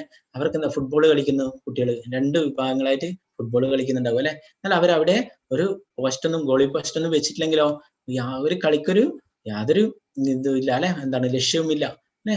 എന്നാല് അവരെന്താണ് അവിടെ എന്തും കമ്പൊന്നും എന്തും ഇല്ലെങ്കിൽ, പോസ്റ്റൊന്നും ഇല്ലെങ്കിലോ അവരവിടെ കല്ലൊക്കെ എടുത്ത് വെക്കും അല്ലെ. അല്ലെ അവര് ഒരു വടിയൊക്കെ കുത്തി വെച്ചിട്ട് അവിടെ ഒരു ഗോളി പോസ്റ്റ് ഉണ്ടാക്കും അല്ലെ. എന്നിട്ടാണ് അവർ കളിക്കുക അല്ലെ. അപ്പൊ നമ്മുടെ ജീവിതത്തിന് ഒരു ഗോൾ ഉണ്ടാവണം അല്ലെ, എന്താണ് ഒരു ലക്ഷ്യം ഉണ്ടാവണം. എന്നാൽ മാത്രമേ അതുകൊണ്ട് എന്താണ് ആ മനുഷ്യ ജീവിതം എന്താണ് ശരിയായ വിധത്തിൽ എത്തും അല്ലെ. അല്ലെ നമ്മളൊരു ലക്ഷ്യമില്ലാതെ പോയത് കൊണ്ട് നമ്മൾ എവിടെ എത്തില്ല അല്ലെ. അപ്പൊ നമ്മുടെ യഥാർത്ഥ ലക്ഷ്യം എന്താണ്, നമ്മുടെ ഗോള് എന്താണ്, അതാണ് ഭഗവത്ഗീത യഥാരൂപം പറഞ്ഞു തരുന്നത്. നാളത്തെ അദ്ദേഹത്തിൽ കുറെ കാര്യങ്ങൾ ഭഗവാൻ പറഞ്ഞു തരുന്നുണ്ട്. അപ്പൊ നമ്മുടെ ഈ എന്താണ് അനേക ജന്മങ്ങൾക്ക് ശേഷമാണ് നമുക്ക് ഈ മനുഷ്യ ശരീരം ലഭിച്ചിട്ടുള്ളത് അല്ലെ. ഈ മനുഷ്യ ജന്മം അത് എന്താണ് ഭഗവാനെ കുറിച്ച് അറിയാൻ വേണ്ടിയിട്ടാണ്. അതോ ബ്രഹ്മജിജ്ഞാസ, ഭഗവാനെ കുറിച്ച് മനസ്സിലാക്കാൻ, പരമസത്യത്തെ കുറിച്ച് മനസ്സിലാക്കാൻ വേണ്ടിയിട്ടുള്ളതാണ് ഈ മനുഷ്യ ജന്മം. അപ്പൊ അത് എന്താണ് ഈ ഭഗവത്ഗീതയിലൂടെ ഭഗവാൻ പറഞ്ഞു തരുന്നുണ്ട്. അപ്പൊ നമുക്ക് എന്താണ് അത് പഠിക്കാനുള്ള നിശ്ചയദാർഢ്യം, വിശ്വാസം അതൊക്കെ ഉണ്ടായിരിക്കണം. നിങ്ങളൊക്കെ കേട്ടിട്ടുണ്ടാവും ഒരു കുരുവിയുടെ കഥ. എന്താണ് ആ ഒരു സമുദ്രത്തിന്റെ തീരത്ത് ഒരു കുരുവി മുട്ടയിട്ടിട്ടുണ്ടായിരുന്നു. അപ്പൊ ആ തിരമാലകൾ വന്നിട്ട് അതിന്റെ മുട്ടകൾ എടുത്തു പോവുകയുണ്ടായി. ആ കുരുവി അവിടെ നിന്നിട്ട് പ്രതിഷേധിക്കുകയുണ്ടായി. കടലിനോട് പറഞ്ഞു, ഞാൻ ഈ കടലിലെ വെള്ളം മുഴുവൻ വറ്റിക്കും, കൊത്തി വറ്റിക്കും, എനിക്ക് ആ മുട്ടകൾ തിരിച്ചു തരുന്നില്ലെങ്കിൽ എന്ന് പറഞ്ഞു. അപ്പൊ അതിന്റെ കൂടെ ഉണ്ടായിരുന്ന കിളികളൊക്കെ അവരൊക്കെ അതിനെ പരിഹസിച്ചുകൊണ്ട് അവിടെ നിന്നും പറന്നു പോവുകയുണ്ടായി. അപ്പൊ ആ കുരുവി ആ ശ്രമങ്ങൾ തുടർന്നുകൊണ്ടേയിരുന്നു. അപ്പൊ പക്ഷിരാജാവായിരിക്കുന്ന ഗരുഡൻ അല്ലെ, ഭഗവാന്റെ വാഹനമാണ് ഗരുഡൻ. ഗരുഡൻ ആ കുഞ്ഞു കുരുവിയുടെ പരിശ്രമം അവിടെ കാണുകയുണ്ടായി. ഗരുഡൻ അവിടെ വന്ന് ആ പക്ഷിയോട്, ആ കുഞ്ഞു കിളിയോട് കാരുണ്യം തോന്നിയിട്ട് അതിനെ സഹായിക്കാൻ വേണ്ടിയിട്ട് വന്നു. അങ്ങനെ ആ സമുദ്രത്തിനോട് പറയുകയുണ്ടായി, ആ കുരുവിയുടെ മുട്ടകളൊക്കെ തിരിച്ചു കൊടുത്തില്ലെങ്കിൽ ഞാൻ ഈ സമുദ്രം കുടിച്ചു പറ്റിക്കുമെന്ന്. ഗരുഡന് സാധിക്കും, ഗരുഡൻ ഭഗവാന്റെ വാഹനമാണ് അല്ലെ, അത്രയും ശക്തിമത്താണ്. ആ ഗരുഡന് സമുദ്രത്തെ പറ്റിക്കാൻ സാധിക്കും. അപ്പൊ ആ ഗരുഡന്റെ വാക്കുകൾ കേട്ടിട്ട് ആ സമുദ്രം ആ കുരുവിക്ക് മുട്ടകൾ തിരിച്ചു നൽകിയിട്ടുണ്ടായി. അപ്പൊ അതുപോലെ നമുക്കും വിശ്വാസം ഉണ്ടായിരിക്കണം. ഭഗവത്ഗീത നമുക്ക് സംസ്കൃതം അറിയില്ല, നമുക്ക് അത്രയൊന്നും ആ ശ്ലോകങ്ങളൊന്നും മനസ്സിലാവില്ല. അതൊന്നും ഒരു കാര്യമല്ല. നമ്മള് ദൃഢവിശ്വാസം ഉണ്ടായിരിക്കണം, നമുക്ക് പൂർണ്ണ വിശ്വാസം ഉണ്ടായിരിക്കണം ഭഗവാനിൽ. എന്നാലും നമുക്ക് ഈ ഭഗവാന്റെ സന്ദേശങ്ങൾ മനസ്സിലാക്കാൻ പറ്റും. ഭഗവാൻ തന്നെ ഭഗവത്ഗീതയിൽ പറയുന്നു തഥാമി ബുദ്ധിയോഗം തരും. ഭഗവാനെ കുറിച്ച് മനസ്സിലാക്കാനുള്ള ബുദ്ധി ഭഗവാൻ തന്നെ നമുക്ക് തരും. അപ്പോ ആ എന്താണ് നമുക്ക് പൂർണ്ണ വിശ്വാസം ഉണ്ടായാൽ മതി ഭഗവാനും ഈ ഭഗവത്ഗീതയിലൊക്കെ. അപ്പൊ എല്ലാവർക്കും പഠിക്കാൻ പറ്റും, കുട്ടികൾക്കും മുതിർന്നവർക്കും എല്ലാവർക്കും. അതിന് പ്രായപരിധിയൊന്നുമില്ല. അത്രയും ലളിതമായ രീതിയിലാണ് ഭഗവത്ഗീത നമുക്ക് പറഞ്ഞിട്ടുള്ളത്. നമുക്കറിയാം എന്താണ് ഭഗവത്ഗീത എന്ന് പറയുന്നത് സൂര്യനെ പോലെയാണ്. അതെന്താണ് ഒരിക്കലും മലിനപ്പെടില്ല. നമുക്കറിയാം എന്താണ് നമ്മുടെ തറയിലൊക്കെ എന്തെങ്കിലും ഭക്ഷണ പദാർത്ഥങ്ങളൊക്കെ വീണ് കഴിഞ്ഞാൽ എന്താണ് നമ്മൾ അതൊരു തുണിയെടുത്തിട്ട് അങ്ങനെ തുടക്കും അല്ലെ, അപ്പൊ അതും അശുദ്ധമാവും അല്ലെ, അതും മോശമാവും. എന്നാല് ഭഗവത്ഗീത എന്ന് പറയുന്നത് സൂര്യനെ പോലെയാണ്. അത് ഒരിക്കലും മലിനമാവില്ല. നമുക്കറിയാം സൂര്യന്റെ പ്രകാശം നല്ല വെള്ളത്തിലും പതിക്കും, മലിനജലത്തിലും ഒക്കെ പതിക്കും അല്ലെ. ആ മലിനജലത്തെ ഒക്കെ ബാഷ്പീകരിച്ചിട്ട് ശുദ്ധമാക്കും അല്ലെ, അതിനൊക്കെ വറ്റിക്കും ആ മലിനജലത്തെ ഒക്കെ അല്ലെ. എന്നാൽ ആ സൂര്യൻ അശുദ്ധമാവുന്നുണ്ടോ? ഇല്ല അല്ലെ. അപ്പൊ അതുപോലെ തന്നെ ഭഗവത്ഗീത നമ്മൾ അത്രയും പരിശുദ്ധരല്ല, നമുക്കിതൊന്നും കേൾക്കാനുള്ള യോഗ്യതയില്ല, അതൊന്നും വിചാരിക്കേണ്ട ആവശ്യമില്ല. നമ്മുടെ ഉള്ളിലുള്ള ആ എല്ലാം അശുഭങ്ങളൊക്കെ ഇല്ലാതാക്കാൻ വേണ്ടിയിട്ട് ഭഗവത്ഗീതക്ക് കഴിയും. അത് അത്രയും എന്താണ് ശക്തിമത്താണ്. ഭഗവത്ഗീതയിൽ 18 അധ്യായങ്ങളാണുള്ളത്, 700 ശ്ലോകങ്ങൾ. അതിൽ ആദ്യമുള്ള 6 അധ്യായങ്ങൾ കർമ്മയോഗത്തെ കുറിച്ച് ഭഗവാൻ അർജുനന് പറഞ്ഞു കൊടുക്കുന്നു. പിന്നീട് മധ്യത്തിലുള്ള 6 അധ്യായങ്ങൾ ഭക്തിയോഗത്തെക്കുറിച്ചും അവസാനത്തെ 6 അധ്യായങ്ങൾ ജ്ഞാനയോഗത്തെ കുറിച്ചും പറഞ്ഞു കൊടുക്കുന്നു. അപ്പോൾ ഇതിന്റെ മധ്യത്തിലുള്ള 6 അധ്യായങ്ങളാണ് വളരെ പ്രധാനപ്പെട്ടത്, ഭക്തിയോഗം. അപ്പൊ അത് ഇടയിലായിട്ട് ഭഗവാൻ അവിടെ സംരക്ഷിച്ചു വെച്ചിരിക്കുന്നു. അപ്പൊ നമുക്കറിയാം നമ്മളിവിടെ എന്താണ് വില കൂടിയ എന്താണ് റിങ്സും അതൊക്കെ വാങ്ങിക്കുമ്പോൾ അതൊക്കെ വലിയൊരു ബോക്സിലാക്കി നല്ല വെൽവെറ്റ് കൊണ്ടൊക്കെ പൊതിഞ്ഞ് മധ്യത്തിലായിട്ട് അവിടെ സൂക്ഷിച്ചുകൊണ്ടിരിക്കും അല്ലെ. ഇവിടെ നിങ്ങൾക്ക് കാണാം എന്താണ് വെജിറ്റബിൾ സാൻഡ്വിച്ച് ഒക്കെ അല്ലെ, അതെന്തൊക്കെ എന്താണ് ആ 2 അടിയിൽ ബ്രെഡൊക്കെ വെച്ചിട്ട് മധ്യത്തിലായിട്ട് അതിന്റെ എസൻസ് ഒക്കെ ഉള്ളൂ അല്ലെ. അപ്പൊ അതുപോലെ ഭഗവത്ഗീത എന്താണ് അത്രയും പ്രധാനപ്പെട്ട കാര്യമാണ് ഭക്തിയോഗം. ഭഗവത്ഗീതയിലെ ആ നടുവിലുള്ള മധ്യത്തിലുള്ള 6 അധ്യായങ്ങൾ അത് വളരെ പ്രധാനപ്പെട്ടതാണ്. 7 മുതൽ 12 വരെയാണ് ഭക്തിയോഗം വരിക. ഭഗവത്ഗീത നേരത്തെ പറഞ്ഞാലേ സൂര്യനെ പോലെയാണ്. അതിനെ എന്താണ് ഈ മായാവാദികളും മറ്റുള്ളവരും നിരീശ്വരവാദികളായുള്ള അവരുടെ കാര്യങ്ങൾ കൊണ്ടൊന്നും അത് ഇല്ലാതാവില്ല അല്ലെ. ടോർച്ച് ലൈറ്റ് കൊണ്ടൊന്നും ആ സൂര്യന്റെ പ്രകാശത്തെ നമുക്ക് ഇല്ലാതാക്കാൻ സാധിക്കില്ല. ഭഗവത്ഗീത ചർച്ച ചെയ്യുന്ന 5 വിഷയങ്ങളാണുള്ളത് പ്രധാനപ്പെട്ടിട്ട്. ഈ ഭഗവത്ഗീതയിലെ 18 അധ്യായങ്ങളിലായിട്ട് 700 ശ്ലോകങ്ങളിലായിട്ട് ഭഗവാൻ 5 കാര്യങ്ങളാണ് ചർച്ച ചെയ്യുന്നത്. ഒന്നാമതായിട്ട് ഈശ്വരൻ. നേരത്തെ നമ്മൾ പറഞ്ഞല്ലേ ആരാണ് ഈശ്വരൻ, ആരാണ് ദൈവം? കൃഷ്ണനാണ് പരമദിവ്യത്വ പുരുഷൻ അല്ലെ, കൃഷ്ണൻ ഭഗവാനെ കുറിച്ച്. പിന്നെയോ 2 ജീവാത്മാവ്. നമ്മളൊക്കെ ജീവാത്മാവാണ്, ഭഗവാന്റെ അംശമാണ്. ഭഗവാൻ നമ്മുടെ ഹൃദയത്തിലെ പരമാത്മാവായിട്ടുണ്ട്. ഭഗവാന്റെ അംശമാണ് നമ്മളൊക്കെ, ഈ ജീവാത്മാവൊക്കെ. അത് നാളത്തെ അധ്യായത്തിൽ പഠിക്കും. നാളത്തെ അധ്യായത്തിൽ ആത്മാവിനെ കുറിച്ചുള്ള അധ്യായമാണ് 2-ാം അധ്യായം. അതിൽ കുറെ കാര്യങ്ങൾ നമുക്ക് പഠിക്കാനുണ്ട്. പിന്നെന്താണ് 3 ഭൗതിക പ്രകൃതി, 4 കാലം. ഭൗതിക പ്രകൃതി ഭഗവാന്റെ നിയന്ത്രണത്തിലാണ്. കാലം എന്താണ് ഭഗവാൻ തന്നെ പറയുന്നു, ഞാൻ എല്ലാം സംഹരിക്കുന്ന കാലവും ഞാനാകുന്നു. പിന്നെ കർമ്മം. ഈ കർമ്മം അത് എന്താണ് നമ്മൾ ചെയ്യുന്ന കാര്യങ്ങൾ ആണ്. വികർമ്മം, അകർമ്മം, നിഷ്കാമകർമ്മം, അങ്ങനെ കുറെ കർമ്മങ്ങളുണ്ട്. എന്താണ് നമ്മൾ ഭഗവാന് വേണ്ടി ചെയ്യുന്ന കാര്യങ്ങളൊക്കെ അകർമ്മം, അതിന് യാതൊരു കർമ്മഫലങ്ങളും ഉണ്ടാവില്ല. അപ്പോൾ അങ്ങനെ എന്താണ് ഭഗവാന് വേണ്ടി സമർപ്പിച്ചിട്ട് പിന്നെ ശാസ്ത്രങ്ങളിൽ പറയാത്ത രീതിയിലുള്ള കർമ്മം, അങ്ങനെ കുറെ കർമ്മങ്ങളെ കുറിച്ചൊക്കെ ചർച്ച ചെയ്യുന്നുണ്ട്. അപ്പൊ ഈ 5 കാര്യങ്ങളിൽ എന്താണ് ഈ 5ാമത് വരുന്ന കാര്യം അത് നമുക്ക് മാറ്റാൻ പറ്റുന്നതാ അല്ലെ. കർമ്മം നമ്മൾ ചെയ്യുന്നതാ അല്ലെ. അപ്പൊ അതെങ്ങനെ ചെയ്യണം? അതൊക്കെ ഭഗവാന് വേണ്ടി സമർപ്പിച്ചിട്ടൊക്കെ ചെയ്യണം. അതിനെക്കുറിച്ചൊക്കെ ഭഗവാൻ പറഞ്ഞിരുന്നു. ഈ 5 വിഷയങ്ങളിലാണ് ഓരോരോ അധ്യായങ്ങളിലായിട്ട് ഭഗവാൻ ചർച്ച ചെയ്യുന്നത്. ഈ 18 അധ്യായങ്ങളിലായിട്ട് ചർച്ച ചെയ്യുന്നത് 700 ശ്ലോകങ്ങളിലായിട്ട്. ഒന്നാമത്തെ അധ്യായം അർജുന വിഷാദയോഗം. അപ്പൊ അതിന്റെ മുന്നായിട്ട് ഗീത മഹാത്മ്യത്തെ കുറിച്ച് ശങ്കരാചാര്യർ പറഞ്ഞിട്ടുണ്ടല്ലേ, നമുക്കൊക്കെ അറിയുന്ന ശങ്കരാചാര്യർ. ആ ശങ്കരാചാര്യർ രചിച്ചിട്ടുള്ള ഗീതാ മഹാത്മ്യത്തിൽ പറയുന്നു ഭഗവത്ഗീതയുടെ പ്രാധാന്യത്തെ കുറിച്ചിട്ട്.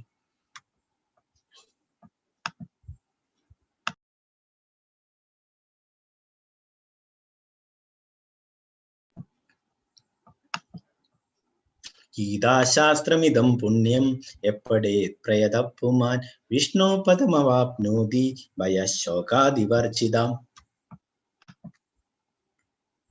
ഭഗവത്ഗീത ഒരു അതീന്ദ്രിയമായ സാഹിത്യമാണ്. അത് വളരെ ശ്രദ്ധയോടുകൂടി വായിക്കണം.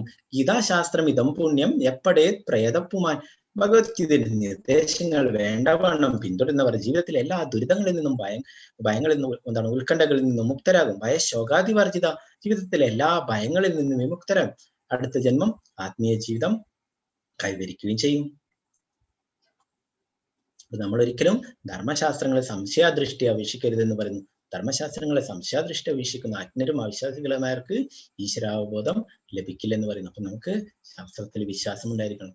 രണ്ടാമത്തെ ശ്ലോകം, ഗീതാധ്യായന ശീലസ്യ പ്രാണായാമ പരസ്യ ച നൈവിസന്ധിഹി പാപാനി പൂർവജന്മകൃതാനി ച.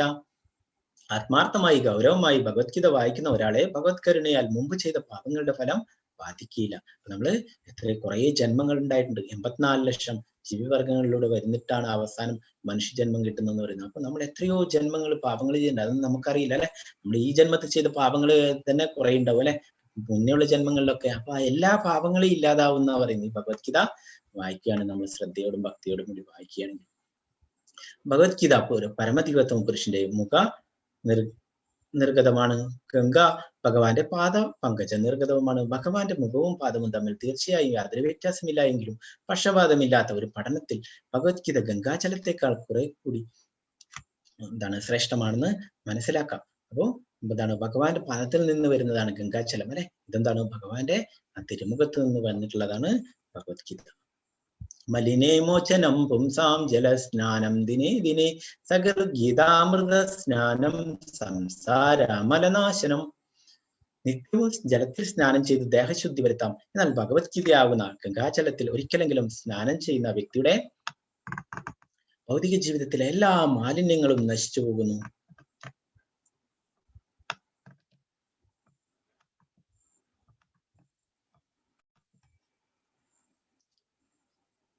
ഗീതാസു ഗീത കർത്തവ്യ കിമന്യു ശാസ്ത്ര വിസ്തരേ യാ സ്വയം പത്മനാഭസ്യ മുഖ പത്മാത് വിനിസൃത. ഭഗവത്ഗീത പരമദിവ്യത്വം നിർദ്ദേശിക്കപ്പെട്ടതാകയാൽ മറ്റൊരു വേദസാഹിത്യവും പഠിക്കേണ്ടതില്ല. ഭഗവത്ഗീത ശ്രദ്ധയോടും കൃത്യനിഷ്ഠയോടും കൂടി ശ്രവിക്കുകയും വായിക്കുകയും ചെയ്താൽ മതി. ഇന്നത്തെ കാലത്ത് ആളുകൾ ലൗകിക വ്യാപാരത്തിൽ അത്രയധികം മുഴുകിയിരിക്കുന്നത് കൊണ്ട് വേദസാഹിത്യം മുഴുവൻ വായിക്കുക അവർക്ക് അസാധ്യമത്രേ. എന്നാൽ അത് ആവശ്യമില്ല. ഈ ഒരൊറ്റ ഗ്രന്ഥം ഭഗവത്ഗീത മതി. കാരണം അത് എല്ലാ വേദസാഹിത്യങ്ങളുടെയും സർവ്വസാരസ്വമാണ്. മാത്രമല്ല പ്രത്യേകിച്ചും അത് പരമദിവ്യത്വം പുരുഷനാൽ പ്രതിഷ്ഠവുമാണ്. അപ്പോ ശങ്കരാചാര്യർ എന്താ പറയുന്നത്, നമുക്ക് ഈ കലിയുഗത്തിലെ എല്ലാ വേദങ്ങളും പഠിക്കലൊക്കെ വളരെ പ്രയാസം പിടിച്ചാലേ ഈ ഭഗവത്ഗീത ഒറ്റൊരു ഗ്രന്ഥം പഠിച്ചാൽ മതി എന്ന് പറയുന്നു. ഭാരതാമൃത സർവസ്വം വിഷ്ണു വക്വാദി വിനിസൃതം ഗീതാ ഗംഗോദകം പീത്വാ പുനർജന്മന വിദ്യതേ. ഗംഗാജലം പാനം ചെയ്യുന്നവൻ മോക്ഷം പ്രാപിക്കുന്നു. ഭഗവത്ഗീതാമൃതം പാനം ചെയ്യുന്നവനെ കുറിച്ച് പിന്നെ എന്തു പറയാൻ. മഹാഭാരതത്തിന്റെ സാരാമൃതം അത്രേ ഭഗവത്ഗീത. അത് വിഷ്ണുവായ ഭഗവാൻ കൃഷ്ണൻ സ്വയം ഉപദേശിച്ചതാണ്. സർവോപനിഷദോ ഗാവോ ദോഗ്ധാ ഗോപാല നന്ദന പാർത്ഥോ വത്സ സുധീർഭോക്ത ദുഗ്ധം ഗീതാമൃതം. ഗീതോപനിഷത്ത് ഭഗവത്ഗീത എല്ലാ ഉപനിഷത്തുകളുടെയും സാരമാണ്. എല്ലാ ഉപനിഷത്തുകളും ഒരു പശുവിനെ പോലെയാണ്. ഗോപകുമാരൻ എന്ന് പ്രശസ്തനായ ഭഗവാൻ കൃഷ്ണൻ ആ പശുവിനെ കറക്കുന്നു. അർജുനൻ ഒരു പശുക്കിടാവിനെ പോലെയാണ്. പണ്ഡിതന്മാരും പരമഭക്തരും അമൃതതുല്യമായ ദുഗ്ധമായ ഭഗവത്ഗീത പാനം ചെയ്യുന്നു. അപ്പോ ആ ഭഗവത്ഗീതയാവുന്ന അമൃത് അല്ലെ, അത് പാനം ചെയ്യുന്നു. അപ്പൊ നമ്മളൊക്കെ ആ അമൃത് കുടിക്കലാണ്. ഏകം ശാസ്ത്രം ദേവകീ പുത്ര ഗീതം ഏകോ ദേവോ ദേവകീ പുത്ര ഏവ ഏകോ മന്ത്ര തസ്യ നാമാനി യാനി കർമാപ്യേക്യം തസ്യ ദേവസ്യ സേവ. ഇക്കാലത്ത് ജനങ്ങൾ ഒരേ ഒരു ധർമ്മഗ്രന്ഥത്തെയും ഒരേ ഒരു ഈശ്വരനെയും ഒരേ ഒരു മതത്തെയും ഒരേ ഒരു പ്രവൃത്തിയും മാത്രം സ്വീകരിക്കുവാൻ ഉത്സുകരാണ്. ആകയാൽ ഏകം ശാസ്ത്രം ദേവകീപുത്രഗീതം ഒറ്റ ഗ്രന്ഥം മാത്രം ഉണ്ടായിരിക്കട്ടെ. ലോകത്തിന് പൊതുവായ ഏക ധർമ്മഗ്രന്ഥം ഭഗവത്ഗീത. ഏകോ ദേവോ ദേവകീപുത്രയേവ സമസ്ത വിശ്വത്തിനും ഒരേ ഒരു ഈശ്വരൻ മാത്രം ഉണ്ടായിരിക്കട്ടെ ശ്രീകൃഷ്ണ ഭഗവാൻ. ഏകോ മന്ത്രസ്യ നാമാനിയാണ് ഒരേ മന്ത്രം ഒരേ പ്രാർത്ഥന തിരുനാമ സങ്കീർത്തനം. ഹരേ കൃഷ്ണ കൃഷ്ണ കൃഷ്ണ ഹരേ ഹരേ ഹരേ രാമ രാമ രാമ ഹരേ ഹരേ. കർമാപ്യേക്യം തസ്യ ദേവസ്യ സേവ ഒരൊറ്റ പ്രവൃത്തി മാത്രം ഉണ്ടായിരിക്കട്ടെ പരമദിവ്യത്വം പുരുഷ സേവനം. അപ്പോ എന്താണ് പറയുന്നത് ശങ്കരാചാര്യർ? ഒരേ ഒരു ശാസ്ത്രമേ നമ്മൾ പഠിക്കാനുള്ളൂ. ദേവകീപുത്ര ഗീതം അല്ലെ ഭഗവത്ഗീത. ഏകോ ദേവ ഒരേ ഒരു ദേവനെ നമ്മൾ ആരാധിക്കേണ്ടുള്ളൂ. അതിനാണത് ദേവകി പുത്രേവ, ശ്രീകൃഷ്ണ ഭഗവാനെ ഒരേ ഒരു മന്ത്രമേ നമ്മൾ ചൊല്ലേണ്ടതുള്ളൂ. ആ ശ്രീകൃഷ്ണ ഭഗവാന്റെ തിരുനാമം അല്ലെ, ഹരേ കൃഷ്ണ മഹാമന്ത്രം.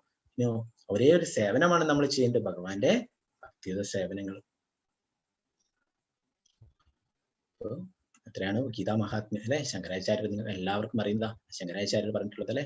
ശങ്കരാചാര്യർ എന്താണ് ആ ഭഗവാൻ തന്നെ അയച്ചിട്ടുള്ളതായിരുന്നു ശങ്കരാചാര്യരായിട്ട്. എന്താണ് ശിവദേവൻ തന്നെയാണ് ശങ്കരാചാര്യരായിട്ട് വന്നിട്ടുള്ളത്. അദ്ദേഹം അവസാനം പറഞ്ഞിട്ടുള്ളത് എന്താണ്, എല്ലാവരോടും ഭഗവാന്റെ തിരുനാമം ജപിക്കാൻ തന്നെയാണ് പറഞ്ഞിട്ടുള്ളത് അല്ലെ. അപ്പോ അദ്ദേഹത്തിലെ ഒന്നാമത്തെ ശ്ലോകം എന്താണ്, ധൃതരാഷ്ട്രർ തന്റെ ഭൃത്യനായിട്ടുള്ള സഞ്ജയനോട് ചോദിക്കുന്നതാണ്. നമുക്കറിയാം ധൃതരാഷ്ട്ര അന്ധനാണ് അല്ലെ. അതുകൊണ്ട് തന്നെ കുരുക്ഷേത്ര യുദ്ധഭൂമിയിൽ നടക്കുന്ന കാര്യങ്ങളെ കുറിച്ച് സഞ്ജയനോട് ചോദിക്കുന്നു. സഞ്ജയൻ എന്താണ് വ്യാസദേവന്റെ ശിഷ്യനാണ്. അതുകൊണ്ട് തന്നെ വ്യാസദേവന്റെ അനുഗ്രഹം കൊണ്ട് ആ കൊട്ടാരത്തിൽ ഇരുന്ന് തന്നെ ധൃതരാഷ്ട്ര കൊട്ടാരത്തിൽ ഇരുന്നുകൊണ്ട് യുദ്ധക്കളത്തിൽ നടക്കുന്നതൊക്കെ അദ്ദേഹത്തിന് അറിയാൻ സാധിച്ചിരുന്നു. ധൃതരാഷ്ട്രോവാച ധർമ്മക്ഷേത്രേ കുരുക്ഷേത്രേ സമവേതായുത്സവ മാമകാ പാണ്ഡവ ശൈവ കിമകുർവത സഞ്ജയ. ധൃതരാഷ്ട്ര പറഞ്ഞു, ഹേ സഞ്ജയ, പുണ്യസ്ഥലമായ കുരുക്ഷേത്രത്തിൽ യുദ്ധോത്സുകരായി ഒന്നിച്ചുകൂടിയ എന്റെ മക്കളും പാണ്ഡുപുത്രരും എന്ത് ചെയ്തു? അപ്പൊ ഇവിടെ ധൃതരാഷ്ട്ര ചോദിക്കുന്നല്ലേ, എന്താണ് എന്റെ മക്കളും പാണ്ഡുപുത്രരും എന്ന് ചോദിക്കുന്നല്ലേ. എന്താണ് കുരുവംശം എന്ന് പറഞ്ഞാല് പാണ്ഡവരും കൗരവരും ഒക്കെ ഉൾപ്പെടുന്നതാണ്. എന്നാൽ ഇവിടെ വേർതിരിപ്പ് കാണിക്കുന്നു, എന്റെ മക്കള് പാണ്ഡുവിന്റെ പുത്രര് എന്ന് പറഞ്ഞിട്ടല്ലേ. നമുക്കറിയാം പാണ്ഡു മരിച്ചതിന് ശേഷം അവരെ എല്ലാവരെയും സ്വന്തം മക്കളെ പോലെ നോക്കേണ്ടതാണ് ധൃതരാഷ്ട്ര അല്ലെ. എന്നാൽ ഇവിടെ വേർതിരിവ് കാണിക്കുന്നു. എന്താണ് ആ കുരുക്ഷേത്ര യുദ്ധഭൂമി എന്ന് പറയുന്നത് എന്താണ്, ആ പുണ്യസ്ഥലമാണ്, ധർമ്മക്ഷേത്രമാണ് അല്ലെ. അപ്പൊ അവിടെ ധർമ്മത്തിനാണ് വിജയം. അപ്പൊ ഇവിടെ എന്താണ് ഭയപ്പെടുന്നു. ഇവിടെ ഒരു ഉദാഹരണം പറയുന്നു, എന്താണ് പാല് അല്ലെ. പാല് നമുക്ക് എന്താണ് അതില് വെള്ളവും പാലും ഒക്കെ തിരിച്ചറിയാൻ വേണ്ടിയിട്ട് എങ്ങനെയാണ്, അതില് നമ്മൾ എന്തെങ്കിലും ലൈമൊക്കെ ചേർത്തിട്ടാകുമ്പോൾ അതിൽ നിന്ന് വേറെ എന്തെങ്കിലും പലഹാരങ്ങൾ ഉണ്ടാക്കാൻ വേണ്ടിയിട്ട് അത് പിരിയും അല്ലെ. പാല് പിരിഞ്ഞു കഴിഞ്ഞാൽ അതിൽ വെള്ളം വേറെയും അതിന്റെ സത്ത് വേറെ ആയിട്ട് കാണാൻ സാധിക്കും അല്ലെ. അതിൽ നിന്ന് നമുക്ക് രസഗുള പോലുള്ള മധുര പലഹാരങ്ങളൊക്കെ ഉണ്ടാക്കാം അല്ലെ. ഇവിടെ ധർമ്മക്ഷേത്രത്തിൽ എന്താണ് ആ രണ്ട് വേർതിരിവായിട്ട് കാണിക്കുന്നത് അല്ലെ, എന്റെ മക്കളും പാണ്ഡുപുത്രരും എന്ന് പറഞ്ഞിട്ടല്ലേ. എന്താണ് ആഗ്രഹിക്കുന്നു ആ ധർമ്മക്ഷേത്രത്തില് എന്താണ് അവിടെ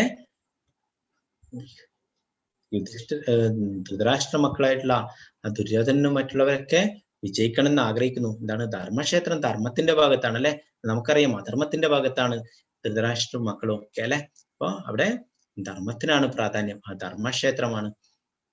പിന്നെന്താണ് അവിടെ ശ്രീകൃഷ്ണ ഭഗവാൻ ഉണ്ട് അല്ലെ. ശ്രീകൃഷ്ണ ഭഗവാന്റെ സാന്നിധ്യത്തിൽ അവര് യുദ്ധം ചെയ്യാതെ എന്താണ് ചർച്ച ചെയ്തിട്ട് യുദ്ധം ചെയ്യാതിരിക്കുന്നു, പാണ്ഡവന്മാർക്ക് രാജ്യം കൊടുത്തു എന്നൊക്കെ അറിയുന്നു. ഈ ധൃതരാഷ്ട്ര ആഗ്രഹിക്കുന്നു യുദ്ധം ചെയ്തിട്ട് തന്റെ മക്കള് വിജയിക്കണം എന്നല്ലേ. അത് സ്വാർത്ഥതയാണ് അദ്ദേഹത്തിന്. പശ്യേതാം പാണ്ഡുപുത്രാണാം ആചാര്യ മഹതീം ചമു രൂഢാൻ ദ്രുപദപുത്രേണ തവ ശിഷ്യേന ധീമത.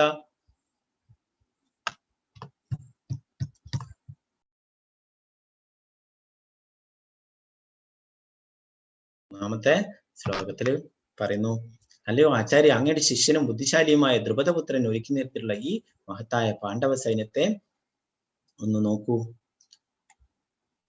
അപ്പൊ ഇവിടെ ദുര്യോധനൻ പറയുന്നല്ലേ ദ്രോണാചാര്യരാണ്. നമുക്കറിയാം ദ്രോണാചാര്യരാണ് അവരുടെയൊക്കെ ഗുരു. പാണ്ഡവരുടെയും കൗരവരുടെയും ഒക്കെ ഗുരു ആരാണ്? ദ്രോണാചാര്യരാണ്.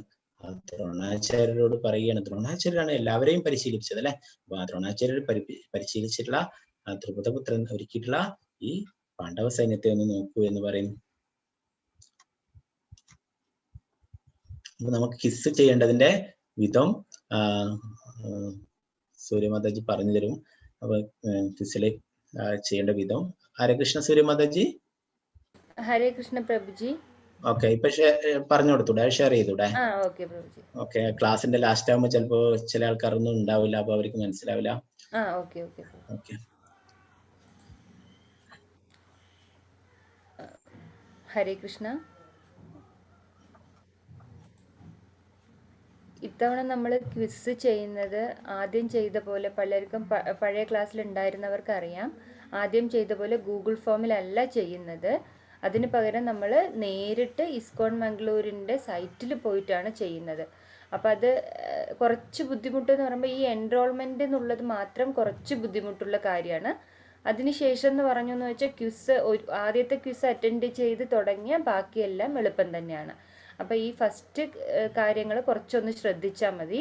ഇപ്പം ഞാൻ ഒരിക്കൽ എക്സ്പ്ലെയിൻ ചെയ്യാം, പക്ഷെ മനസ്സിലായിട്ടില്ലെങ്കിലും പിന്നീട് നിങ്ങൾക്ക് ഗ്രൂപ്പിൽ ധനരാജ് പ്രഭുജിയുടെ അടുത്തോ ഐശ്വര്യ മാതാജിയുടെ അടുത്തോ എൻ്റെ അടുത്തോ ദിവ്യ മാതാജിയൊക്കെ ഉണ്ട്, ആരുടെങ്കിലും ചോദിച്ചാൽ മതി.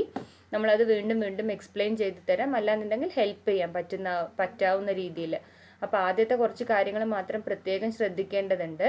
അപ്പോൾ നമ്മൾ ആദ്യം എന്താ ചെയ്യേണ്ടതെന്ന് വെച്ചാൽ മൊബൈലിൽ നിന്നാണെങ്കിലും ലാപ്ടോപ്പിൽ നിന്നാണെങ്കിലും കമ്പ്യൂട്ടറിൽ നിന്നാണെങ്കിലും ഈ iskonmangaluru.com എന്നുള്ള സൈറ്റിൽ കയറണം ആദ്യം.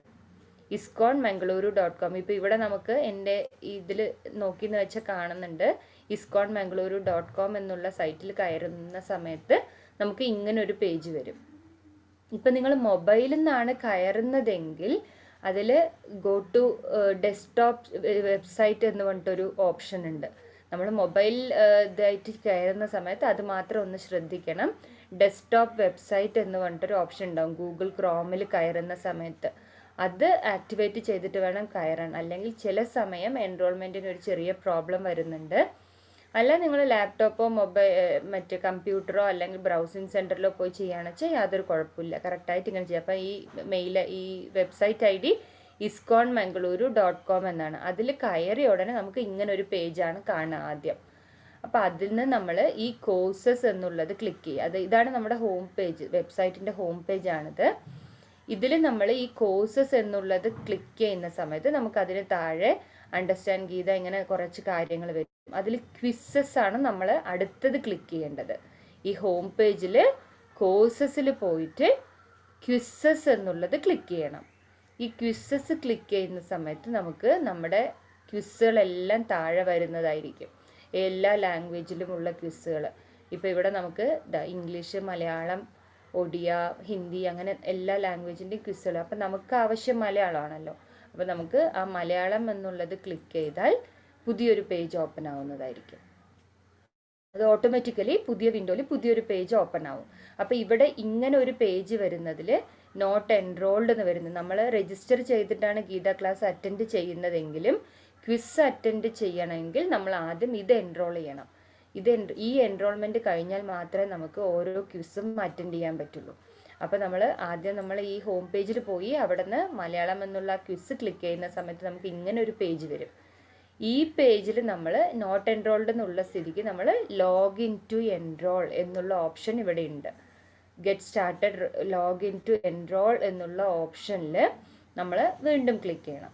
അപ്പോൾ അങ്ങനെ ക്ലിക്ക് ചെയ്യുന്ന സമയത്ത് ഇപ്പം നമ്മൾ അല്ലാതെ തന്നെ ഇപ്പോൾ ഇതിൽ ഏതെങ്കിലും ഒരു ക്വിസ് അറ്റൻഡ് ചെയ്യാൻ ശ്രമിച്ചാലും നമുക്ക് പറ്റില്ല. കാരണം ഇത് നമ്മൾ തൊടുമ്പോൾ തന്നെ നമുക്ക് ഇവിടെ വരുന്നത് you don't currently have access to this content എന്നാണ് വരുന്നത്. അപ്പോൾ നമുക്കിത് ചെയ്യാൻ പറ്റില്ല, നമ്മൾ ക്ലിക്ക് ചെയ്താലും പറ്റില്ല. അപ്പോൾ ലോഗിൻ എൻറോൾ തന്നെ ആദ്യം കൊടുക്കണം. അപ്പോൾ ലോഗിൻ ടു എൻറോൾ കൊടുക്കുന്ന സമയത്ത് വീണ്ടും ഇതുപോലൊരു ഡയലോഗ് ബോക്സ്, പുതിയൊരു പേജ് ഡയലോഗ് ബോക്സ് ഓപ്പൺ ആവും. അപ്പോൾ നമ്മൾ ലോഗിൻ ആദ്യമാണ് ചെയ്യാൻ പോകുന്നത്. അപ്പോൾ നമ്മൾ ഈ രജിസ്റ്റർ ആൻ അക്കൗണ്ട് എന്നുള്ള അവിടെ ക്ലിക്ക് ചെയ്യണം. ഇത് ആദ്യത്തെ മാത്രമേ കുറച്ച് ബുദ്ധിമുട്ടുള്ളൂ. അതായത് ബുദ്ധിമുട്ടായി തോന്നണ്ട, എന്തെങ്കിലും സംശയം ഉണ്ടെങ്കിൽ ചോദിച്ചാൽ മതി, പറഞ്ഞുതരാം. ആ രജിസ്റ്റർ ആൻ അക്കൗണ്ട് നമ്മൾ വീണ്ടും ക്ലിക്ക് ചെയ്യണം. ആ രജിസ്റ്റർ ക്ലിക്ക് ചെയ്യുന്ന സമയത്ത് നമ്മൾ ഒരു യൂസർ നെയിമും ഇമെയിലൊക്കെ വരുന്ന ഒരു പേജ് വരും. അതിൽ തന്നെയാണ് വരുന്നത്. അപ്പോൾ നമ്മൾ യൂസർ നെയിം നമുക്ക് ഇഷ്ടമുള്ള നമ്മുടെ പേരിനനുസരിച്ചിട്ടുള്ള നമുക്ക് അറിയാവുന്ന നല്ലൊരു യൂസർ നെയിം നമ്മൾ കൊടുക്കുക. അപ്പോൾ ഞാനിപ്പോൾ ഇവിടെ സൂര്യ കെ എന്നാണ് കൊടുത്തിരിക്കുന്നത്. പിന്നെ അതിനുശേഷം താഴെയുള്ള ഇമെയിൽ എന്നുള്ള ഓപ്ഷനിൽ നമ്മുടെ ഇമെയിൽ ഐഡിയും കൊടുക്കുക. അപ്പോൾ ഇത് മറക്കരുത്. Register an account, new account എന്ന് പറയുന്ന സ്ഥലത്ത് യൂസർ നെയിമും ഇമെയിൽ ഐഡിയും നിങ്ങൾക്ക് ഇഷ്ടമുള്ള നിങ്ങളുടെ പേരിനോട് സാമ്യമുള്ള പേരായിട്ട് തന്നെ നമുക്ക് അടിച്ചു കൊടുക്കണം. അപ്പോൾ അങ്ങനെ നമ്മൾ രജിസ്റ്റർ ചെയ്ത ഉടനെ ഇങ്ങനെ നമ്മൾ ഈ സൂര്യ കെ എന്ന് പറഞ്ഞിട്ട് മെയിൽ ID കൊടുത്ത് നമ്മുടെ പേരും മെയിൽ IDയും കൊടുത്ത് രജിസ്റ്റർ ചെയ്ത ഉടനെ നമ്മുടെ മെയിലിലേക്ക് നമുക്കൊരു മെസ്സേജ് വരും. ആ മെയിലിലേക്ക് വരുന്ന മെസ്സേജ് നമുക്ക് മെയിലിൽ തന്നെ നോക്കിയെന്ന് വെച്ചാൽ നിറയെ ഓപ്ഷൻസ് ഉണ്ടാവും ഇവിടെ, ഇൻബോക്സ്, സെൻഡ് എന്നൊക്കെ പറഞ്ഞിട്ട്. അപ്പോൾ അത് പ്രൈമറിയിൽ മൊബൈലിൽ നിന്ന് നോക്കുന്ന സമയത്ത് നമുക്ക് കറക്റ്റായി അറിയും. പ്രൈമറിയിൽ ഈ മെയിൽ വന്ന് കിടക്കണമെന്നില്ല, എല്ലായ്പ്പോഴും ഇത് പ്രൈമറിയിൽ വരുന്നില്ല. ഇത് സ്പാം എന്നുള്ളൊരു അക്കൗണ്ടിലാണ് വരുന്നത്. സ്പാം, SPAM, സ്പാം എന്നുള്ള ഈ അക്കൗണ്ടിൽ തന്നെ സ്പാം എന്നുള്ളൊരു ഓപ്ഷൻ ഉണ്ട്, അതിലാണ് വരുന്നത്. അപ്പോൾ സ്പാമിൽ പോയി ക്ലിക്ക് ചെയ്തു എന്ന് വെച്ചാൽ നമ്മൾ അവിടെ ഒരു യെല്ലോ കളർ ഡയലോഗ് ബോക്സ് തുറന്നു വെച്ചിട്ടുണ്ടാവും. അപ്പോൾ ആ ഡയലോഗ് ബോക്സിൽ അക്സെപ്റ്റ്, അതായത് ഈ വെബ്സൈറ്റിൽ നിന്നും വരുന്ന ഈ മെയിൽ നിങ്ങൾക്ക് സ്വീകരണീയമാണോ എന്നാണ് ചോദിക്കുന്നത്. അപ്പോൾ നമ്മൾ യെസ് എന്ന് കൊടുത്താൽ നമുക്ക് ഇങ്ങനെ ഒരു മെയിൽ നമ്മുടെ പ്രൈമറി അക്കൗണ്ടിലേക്ക് വരും. അപ്പം അതിൽ ആ പ്രൈമറി അക്കൗണ്ടിൽ വരുന്ന ഇമെയിലിൽ ഈ കാണുന്ന ലിങ്ക്, അതായത് താഴത്തെ ലിങ്കിൻ്റെ മേലെ 2 ലിങ്കേ ഉള്ളൂ നമുക്കിവിടെ. അപ്പം അതിൽ ഈ മേലത്തെ ലിങ്ക് നമുക്ക് ക്ലിക്ക് ചെയ്യാൻ പറ്റുമെങ്കിൽ ക്ലിക്ക് ചെയ്യാം. അത് മോസ്റ്റ്ലി ക്ലിക്ക് ചെയ്യാൻ പറ്റുന്നില്ല എല്ലാ ലിങ്കുകളും. അപ്പം അങ്ങനെ ക്ലിക്ക് ചെയ്യാൻ പറ്റുമെങ്കിൽ അത് ക്ലിക്ക് ചെയ്താൽ നമുക്ക് ഓട്ടോമാറ്റിക്കലി അവിടെ പാസ്വേഡ് സെറ്റ് എന്നുള്ള ഓപ്ഷൻ വരും. അല്ല ക്ലിക്ക് ചെയ്യാൻ പറ്റാതിരിക്കുന്ന സമയത്ത് നമ്മൾ ഇതിനെ തന്നെ കോപ്പി ചെയ്തിട്ട് വേറൊരു പേജ് എടുത്ത് അവിടെ പേസ്റ്റ് ചെയ്താൽ മതി.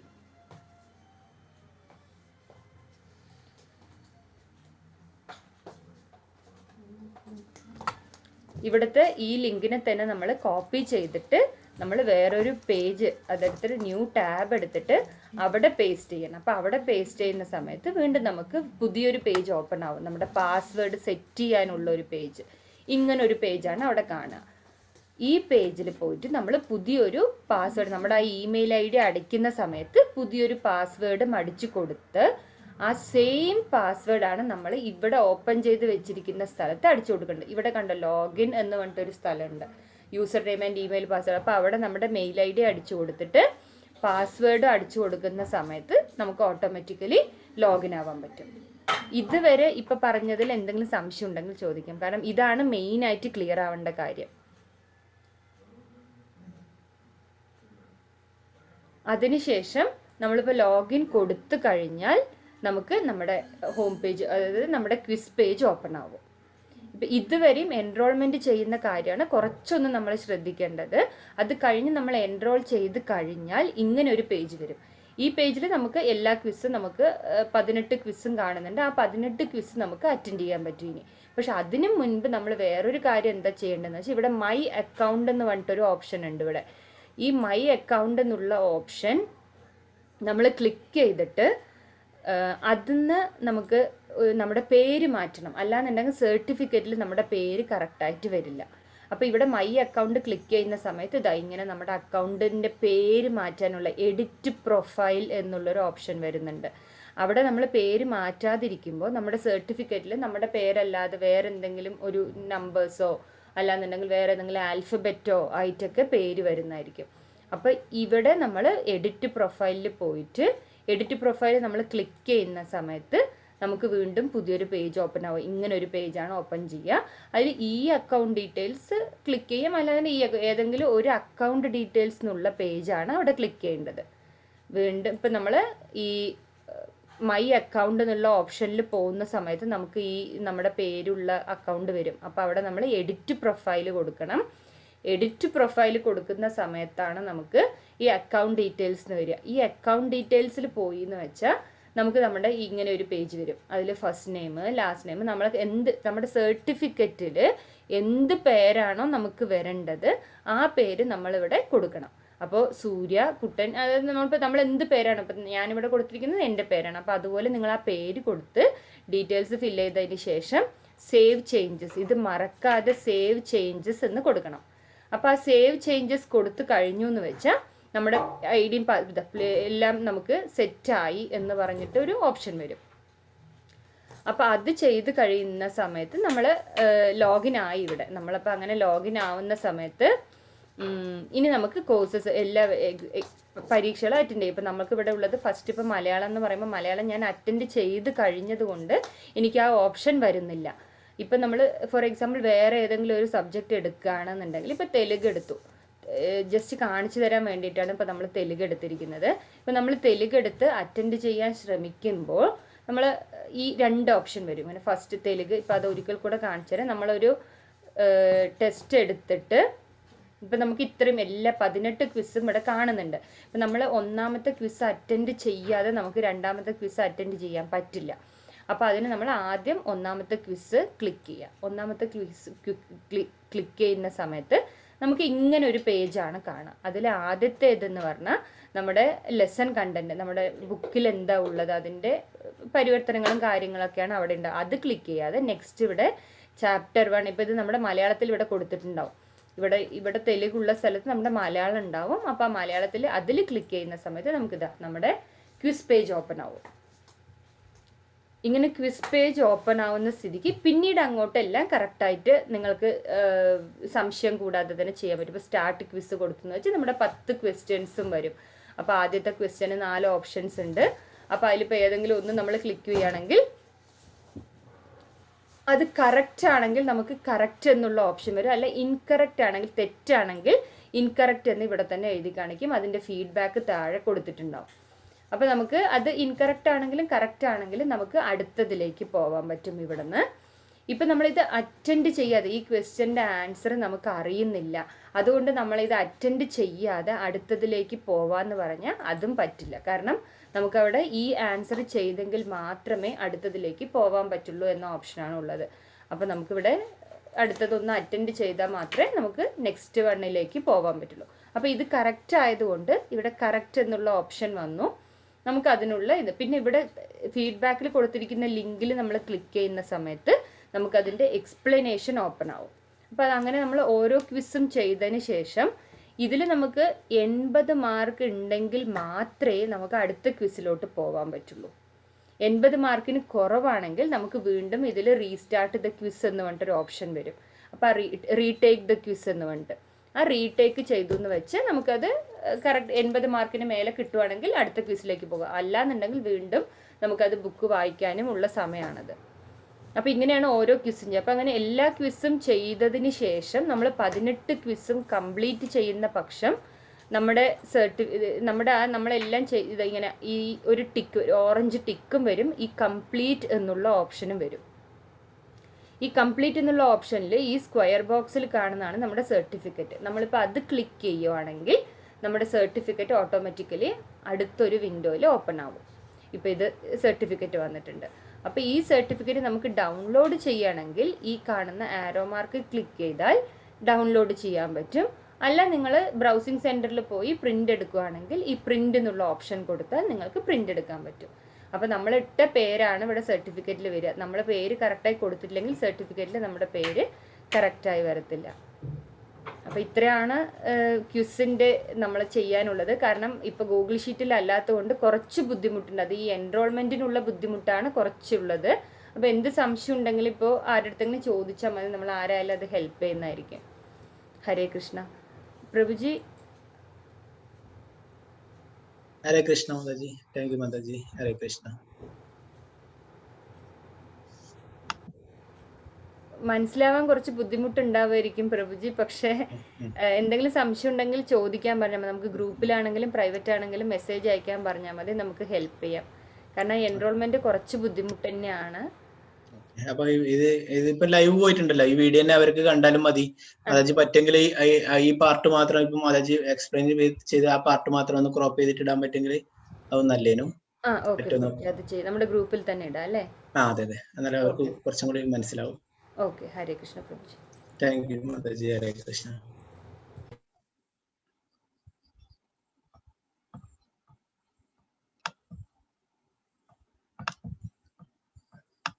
ഹരേ കൃഷ്ണ. അപ്പൊ കിസ് ചെയ്യേണ്ടത് ചെറിയ മാറ്റം വരുത്തിയിട്ടുണ്ട്, പഴയതിൽ നിന്ന് ചെറിയ മാറ്റമുണ്ട്. അപ്പൊ എല്ലാവരും മാതാജി പറഞ്ഞ പോലെ ചെയ്യാം. പറ്റുന്നില്ലെങ്കിൽ പറ്റാത്തവര് സംശയങ്ങളൊക്കെ ഉള്ളത് അത് ഗ്രൂപ്പിൽ ചോദിച്ചാൽ മതി, അവര് അതിന് മറുപടി തരും. പറ്റാത്ത പിന്നെ ഈ വീഡിയോന്റെ തന്നെ ഇപ്പൊ ലൈവ് പോയിട്ടുണ്ട്, അപ്പൊ അതിന്റെ ലിങ്ക് ഇട്ടിട്ടുണ്ട്. അപ്പൊ അതിൽ നിങ്ങൾക്ക് പോയിട്ട് കണ്ടിട്ട് ഒന്നുകൂടി മനസ്സിലാവാത്ത ഭാഗങ്ങളൊക്കെ ഒന്നുകൂടി കേട്ടിട്ട് മനസ്സിലാക്കാം. ഹരേ കൃഷ്ണ. അപ്പൊ കുറച്ച് സമയം കൂടുതൽ ഇതൊക്കെ വിവരിക്കുന്നതുകൊണ്ടാണ് നമുക്ക് പെട്ടെന്ന് തീർക്കാം. ഒന്നാമത്തെ രണ്ടാമത്തെ ചാപ്റ്റർ കുറച്ച് കൂടുതലുണ്ട്, അതുകൊണ്ടാണ് ഒന്നാമത്തെ നമ്മൾ തുടങ്ങുന്ന ഗീതമാത്മയൊക്കെ ഉള്ളതുകൊണ്ട് കുറച്ച് കൂടുതൽ സമയമാണ്. രണ്ടാമത്തെ ചാപ്റ്റർ കുറച്ച് വലിയ ചാപ്റ്റർ, പിന്നീടുള്ളതൊക്കെ ചെറിയ ചെറിയ ചാപ്റ്റർ ആണ്. അപ്പൊ അതൊക്കെ വേഗം തീരും. അപ്പോൾ എല്ലാവരും കുറച്ച് ചെറിയ സമയം കൂടി കൂടുതൽ എടുക്കുന്നുണ്ട്, എല്ലാവരും ക്ഷമിക്കുക. ഹരേ കൃഷ്ണ. 15ാമത്തെ ശ്ലോകത്തിൽ പറയുന്നത് പാഞ്ചജന്യം ഋഷികേശോ ദേവദത്തം ധനഞ്ജയ പൗണ്ഡ്രം ദദ്മോ മഹാശങ്കം ഭീമകർമാവൃകോത്തര. ശ്രീകൃഷ്ണ ഭഗവാൻ പാഞ്ചജന്യം എന്ന ശംഖുമൂതി അർജുനൻ ദേവദത്തവും ദുഷ്കരകർമ്മങ്ങളിൽ മുൻനിൽക്കുന്നവനും ഭോജനപ്രിയനുമായ ഭീമൻ പൗണ്ഡ്രം എന്ന ശംഖവും മുഴക്കി. ഭഗവാന്റെ ശംഖിന്റെ പേരെന്താണ്? പാഞ്ചജന്യം അല്ലെ. അർജുനന്റേത് ദേവദത്ത്, ഭീമന്റേത് പൗണ്ഡ്രം എന്ന്. അനന്ത വിജയം രാജാ കുന്തിപുത്രോ യുധിഷ്ഠിര നകുല സഹദേവശ സുഘോഷാമണി പുഷ്പകു കാശ്യച്ഛ പരമേശ്വാസ ശിഖണ്ഡി ച മഹാരഥ ദൃഷ്ടദ്യുമ്നോ വിരാടശ സാത്യകിശ പരാജിത ദ്രുപദോ ദ്രൗപദേയശ സർവശ പൃഥ്വീപതേ സൗഭദ്രശ മഹാബാഹു ശങ്കന്ദഗ്നു പൃഥക് പൃഥക്. കുന്തിപുത്രനായ യുധിഷ്ഠിരൻ അനന്തവിജയം എന്ന ശംഖുമുതി നകുല സഹദേവന്മാർ സുഘോഷമണി പുഷ്പങ്ങളും വില്ലാളി വീരനായ കാശിരാജനും മഹാരഥനായ ശിഖണ്ഡിയും ദൃഷ്ടദ്യുമ്നം വിരാടൻ തോൽവിപിണിയാത്ത സാത്വികി ദ്രുപദൻ ദ്രൗപദീപുത്രന്മാർ മഹാബാഹുവായ സുഭദ്രാപുത്രൻ എന്നിവരും ശംഖനാഥം മുഴക്കി. സഘോഷാദ്രാഷ്ട്രാണാം ഹൃദയാനി വ്യതരായ നഭശ പൃഥ്വീം ചൈവ തുമോലോ അഭ്യുനാഥയൻ. വിവിധ ശംഖങ്ങളിൽ നിന്നിരുന്ന ഈ നാദഘോഷം ഭൂമിയിലും അന്തരീക്ഷത്തിലും മാറ്റിക്കൊണ്ട് ധൃതരാഷ്ട്രപുത്രന്മാരുടെ ഹൃദയം പിളർക്കുകയായി. ഈ ശംഖ് നാദങ്ങൾ കേട്ടിട്ടല്ലേ ഭഗവാന്റെതും അർജുനന്റെ ഒക്കെ ശംഖനാദങ്ങൾ കേട്ടിട്ട് ആ ധൃതരാഷ്ട്രപുത്രന്മാരുടെ കൗരവരുടെ ഒക്കെ ഹൃദയം പിളർക്കുകയുണ്ടായി. അവരൊക്കെ ഭയപ്പെടാൻ തുടങ്ങി. അർജുന ഉവാച സേനയോരുഭയോർ മധ്യേ രഥം സ്ഥാപയമേച്യുത യാവദേതാൻ നിരീശോഹം യോധുകാമാനവസ്ഥിത കർമ്മയാ സഹയോധവ്യാമസ്മിൻ രണസമുദ്യമേ. അച്യുത, ശ്രുതി അഥവാ വീഴ്ച പറ്റാത്തവനെ, ഇരു സൈന്യങ്ങൾക്കും മധ്യത്തിലായി എന്റെ തേർ കൊണ്ട് നിർത്തുക. ആരൊക്കെയാണ് യുദ്ധകാംക്ഷികളായി ഇവിടെ വന്നിട്ടുള്ളതെന്ന് ഞാനൊന്ന് കാണട്ടെ. അപ്പോ അർജുനൻ ഭഗവാനോട് പറയുന്നു, എന്താണ്? തേര് രണ്ട് സൈന്യങ്ങളുടെയും മധ്യത്തിലായിട്ട് തേര് കൊണ്ടുപോയി നിർത്താൻ പറയുന്നു അല്ലെ. എന്താണ്? എന്തിനു വേണ്ടിയിട്ടാണ്? യുദ്ധത്തിന് ആരൊക്കെയാണ് തയ്യാറായിട്ട് വന്നിട്ടുള്ളതെന്ന് കാണാൻ വേണ്ടിയിട്ടല്ലേ. ശത്രുപക്ഷത്ത് ആരൊക്കെ ഉള്ളതാണെന്ന് കാണുന്നു. ഭഗവാനെ ഇവിടെ വിളിക്കുന്നത് എന്താണ്? അച്യുത അല്ലെ. ഭഗവാൻ ഒരിക്കലും ചുതിയില്ലാതെ വീഴ്ച പറ്റാത്തവനാണ് അല്ലെ. നമുക്കൊക്കെ വീഴ്ച പറ്റുന്നതാണ്, ഭഗവാൻ ഒരിക്കലും വീഴ്ച പറ്റാത്തവനാണ്. ഭഗവാൻ ആദ്യമായിട്ട് പറയുന്നു 25ാമത്തെ ശ്ലോകത്തിൽ ഒരേ വാക്ക് മാത്രമേ പറയുന്നുള്ളൂ. എന്താ പറയുന്നത്? വാർത്ത ഇവിടെ ഒത്തുകൂടിയ കുരുവംശജരെ നോക്കൂ എന്ന് മാത്രം. ഭീഷ്മ ദ്രോണ പ്രമുഖത സർവേഷാം ച മഹീഷിതാം ഉവാച പാർത്ഥ പശ്യേതാൻ സമവേതാൻ കുരുനിധി. ഭീഷ്മദ്രോണാണികളുടെയും മറ്റു രാജാക്കന്മാരുടെയും മുന്നിൽ വെച്ച് ഭഗവാൻ ഇങ്ങനെ പറഞ്ഞു, പാർത്ഥ ഇവിടെ ഒത്തുകൂടിയ കുരുവംശജരെ നോക്കൂ. ശരീരേ മേ രോമഹർഷ ജായതേ ഗാണ്ഡീവം സംസ്കൃതേ ഹസ്താത്വൈവ പരിദഹ്യതേ. എന്റെ ശരീരം വിറക്കുകയും രോമാഞ്ചമുണ്ടാവുകയും ചെയ്യുന്നു. എന്റെ വില്ല് ഗാണ്ഡീവം കയ്യിൽ നിന്ന് വഴുതുന്നു, തൊലി ചുട്ടു നീറുന്നു. അപ്പോ അർജുനന് ഈ സൈന്യത്തെയൊക്കെ കണ്ടിട്ട് എന്താണ്? ആ ഗാണ്ഡീവം വില്ല് താഴെ വെക്കുന്നു അല്ലെ. എന്താണ്? തൊലി ചുട്ടു നീറുന്നു. എന്താണ്? അങ്ങനെ ശരീരം വിറക്കുന്നു. അങ്ങനെ വിഷാദമുണ്ടായി. എന്താണ്? അത്രയും ആരെയാണ് കാണുന്നത്? എന്താണ്? നമുക്കറിയാം അല്ലെ. ഭീഷ്മര്, ദ്രോണാചാര്യര്, അങ്ങനെയുള്ള മഹാന്മാരൊക്കെയാണ് ആ ശത്രുപക്ഷത്തുള്ളത്. നജ ശക്നോമവസ്താതും ഭ്രമതീവ ച മേ മനഃ നിമിത്താനി ച പശ്യാമി വിപരീതാനി കേശവ. എനിക്കിപ്പോൾ ഉറച്ചു നിൽക്കാൻ കൂടി സാധിക്കുന്നില്ല. ഞാൻ ഇന്നെ തന്നെ മറന്നുപോകുന്നു, മനസ്സ് ചുറ്റിക്കറങ്ങുന്നു. അല്ലയോ കൃഷ്ണ, കേശവ. ഭഗവാനെ കേശവ എന്ന് വിളിക്കുന്നല്ലേ. കേശി എന്ന അസുരനെ വധിച്ചവനായതുകൊണ്ടാണ് ഭഗവാനെ കേശവ എന്ന് വിളിക്കുന്നത്. ദൗർഭാഗ്യ ലക്ഷണങ്ങളാണ് ഞാൻ എമ്പാടും കാണുന്നത്. അപ്പോ അർജുനന് വിഷാദമുണ്ടായി അല്ലെ. അപ്പൊ അർജുനന് വിഷാദം ഉണ്ടാവാനുള്ള 5 കാരണങ്ങളെ കുറിച്ച് പറയുന്നു. ഒന്നാമതായിട്ട് മൃദുല ഹൃദയത്വം, രണ്ടാമതായിട്ട് ഭൗതിക സുഖാനുഭവങ്ങൾ എങ്ങനെ അനുഭവിക്കുന്നുള്ളൂ, പിന്നെ എന്താണ് പാപം. ഇവരൊക്കെ കൊന്നു കഴിഞ്ഞാൽ, ഗുരുക്കന്മാരെയും മറ്റുള്ള മുതിർന്നവരൊക്കെ കൊന്നു കഴിഞ്ഞാൽ പാപം ഉണ്ടാവില്ലേ എന്ന്, പിന്നെ കുടുംബ പാരമ്പര്യം നഷ്ടപ്പെട്ടില്ലേ എന്ന്. എന്താണ്? ആ പുരുഷന്മാരാണ് അവർ യുദ്ധത്തിന് തയ്യാറായിട്ട് വന്നില്ല, അവരൊക്കെ വധിക്കപ്പെടുകയാണ്. അവരുടെ മക്കളും അവരുടെ പത്നിമാരും അവരൊക്കെ എന്താണ്? ആ കുടുംബം ഇല്ലാതാവും അല്ലെ, കുടുംബനാഥൻ ഇല്ലാതാവും. എന്താണ്? തീരുമാനമെടുക്കാനാവാത്ത അവസ്ഥ. യുദ്ധം ചെയ്യണോ വേണ്ടയോ എന്ന തീരുമാനമെടുക്കാനാവാത്ത അവസ്ഥ. അപ്പൊ ഇത് വിവരിക്കുന്ന ശ്ലോകങ്ങൾ 28ാമത്തെ ശ്ലോകത്തിലെ മൃദുല ഹൃദയത്തെ പറഞ്ഞു. അർജുനുവാച ദൃഷ്ടമം സ്വജന കൃഷ്ണായുർസം സമുപസ്ഥിതം സീതന്തി മമ ഗാത്രാണി മുഖം ച പരിശുഷ്യതി. അർജുനൻ പറഞ്ഞു, യുദ്ധത്തിന് ഒരുങ്ങി വന്നിട്ടുള്ള ഈ ബന്ധുമിത്രാദികളെ കണ്ടിട്ട് എന്റെ അവയവങ്ങൾ തളരുന്നു, മുഖം വരളുന്നു. ഭൗതിക സുഖാനുഭവങ്ങളെ കുറിച്ച് പറയുന്ന ശ്ലോകം 31. നജ ശ്രേയോനു പശ്യാമി ഹത്വാ സജനമാവഹേ മാഹവേ നകാംക്ഷേ വിജയം കൃഷ്ണ നചാരാജ്യം സുഖാനിച്ച. ബന്ധുക്കളെ യുദ്ധത്തിൽ കൊല്ലുന്നത് കൊണ്ട് എങ്ങനെ എന്ത് ഗുണമുണ്ടാവുമെന്ന് എനിക്ക് മനസ്സിലാവുന്നില്ല കൃഷ്ണ.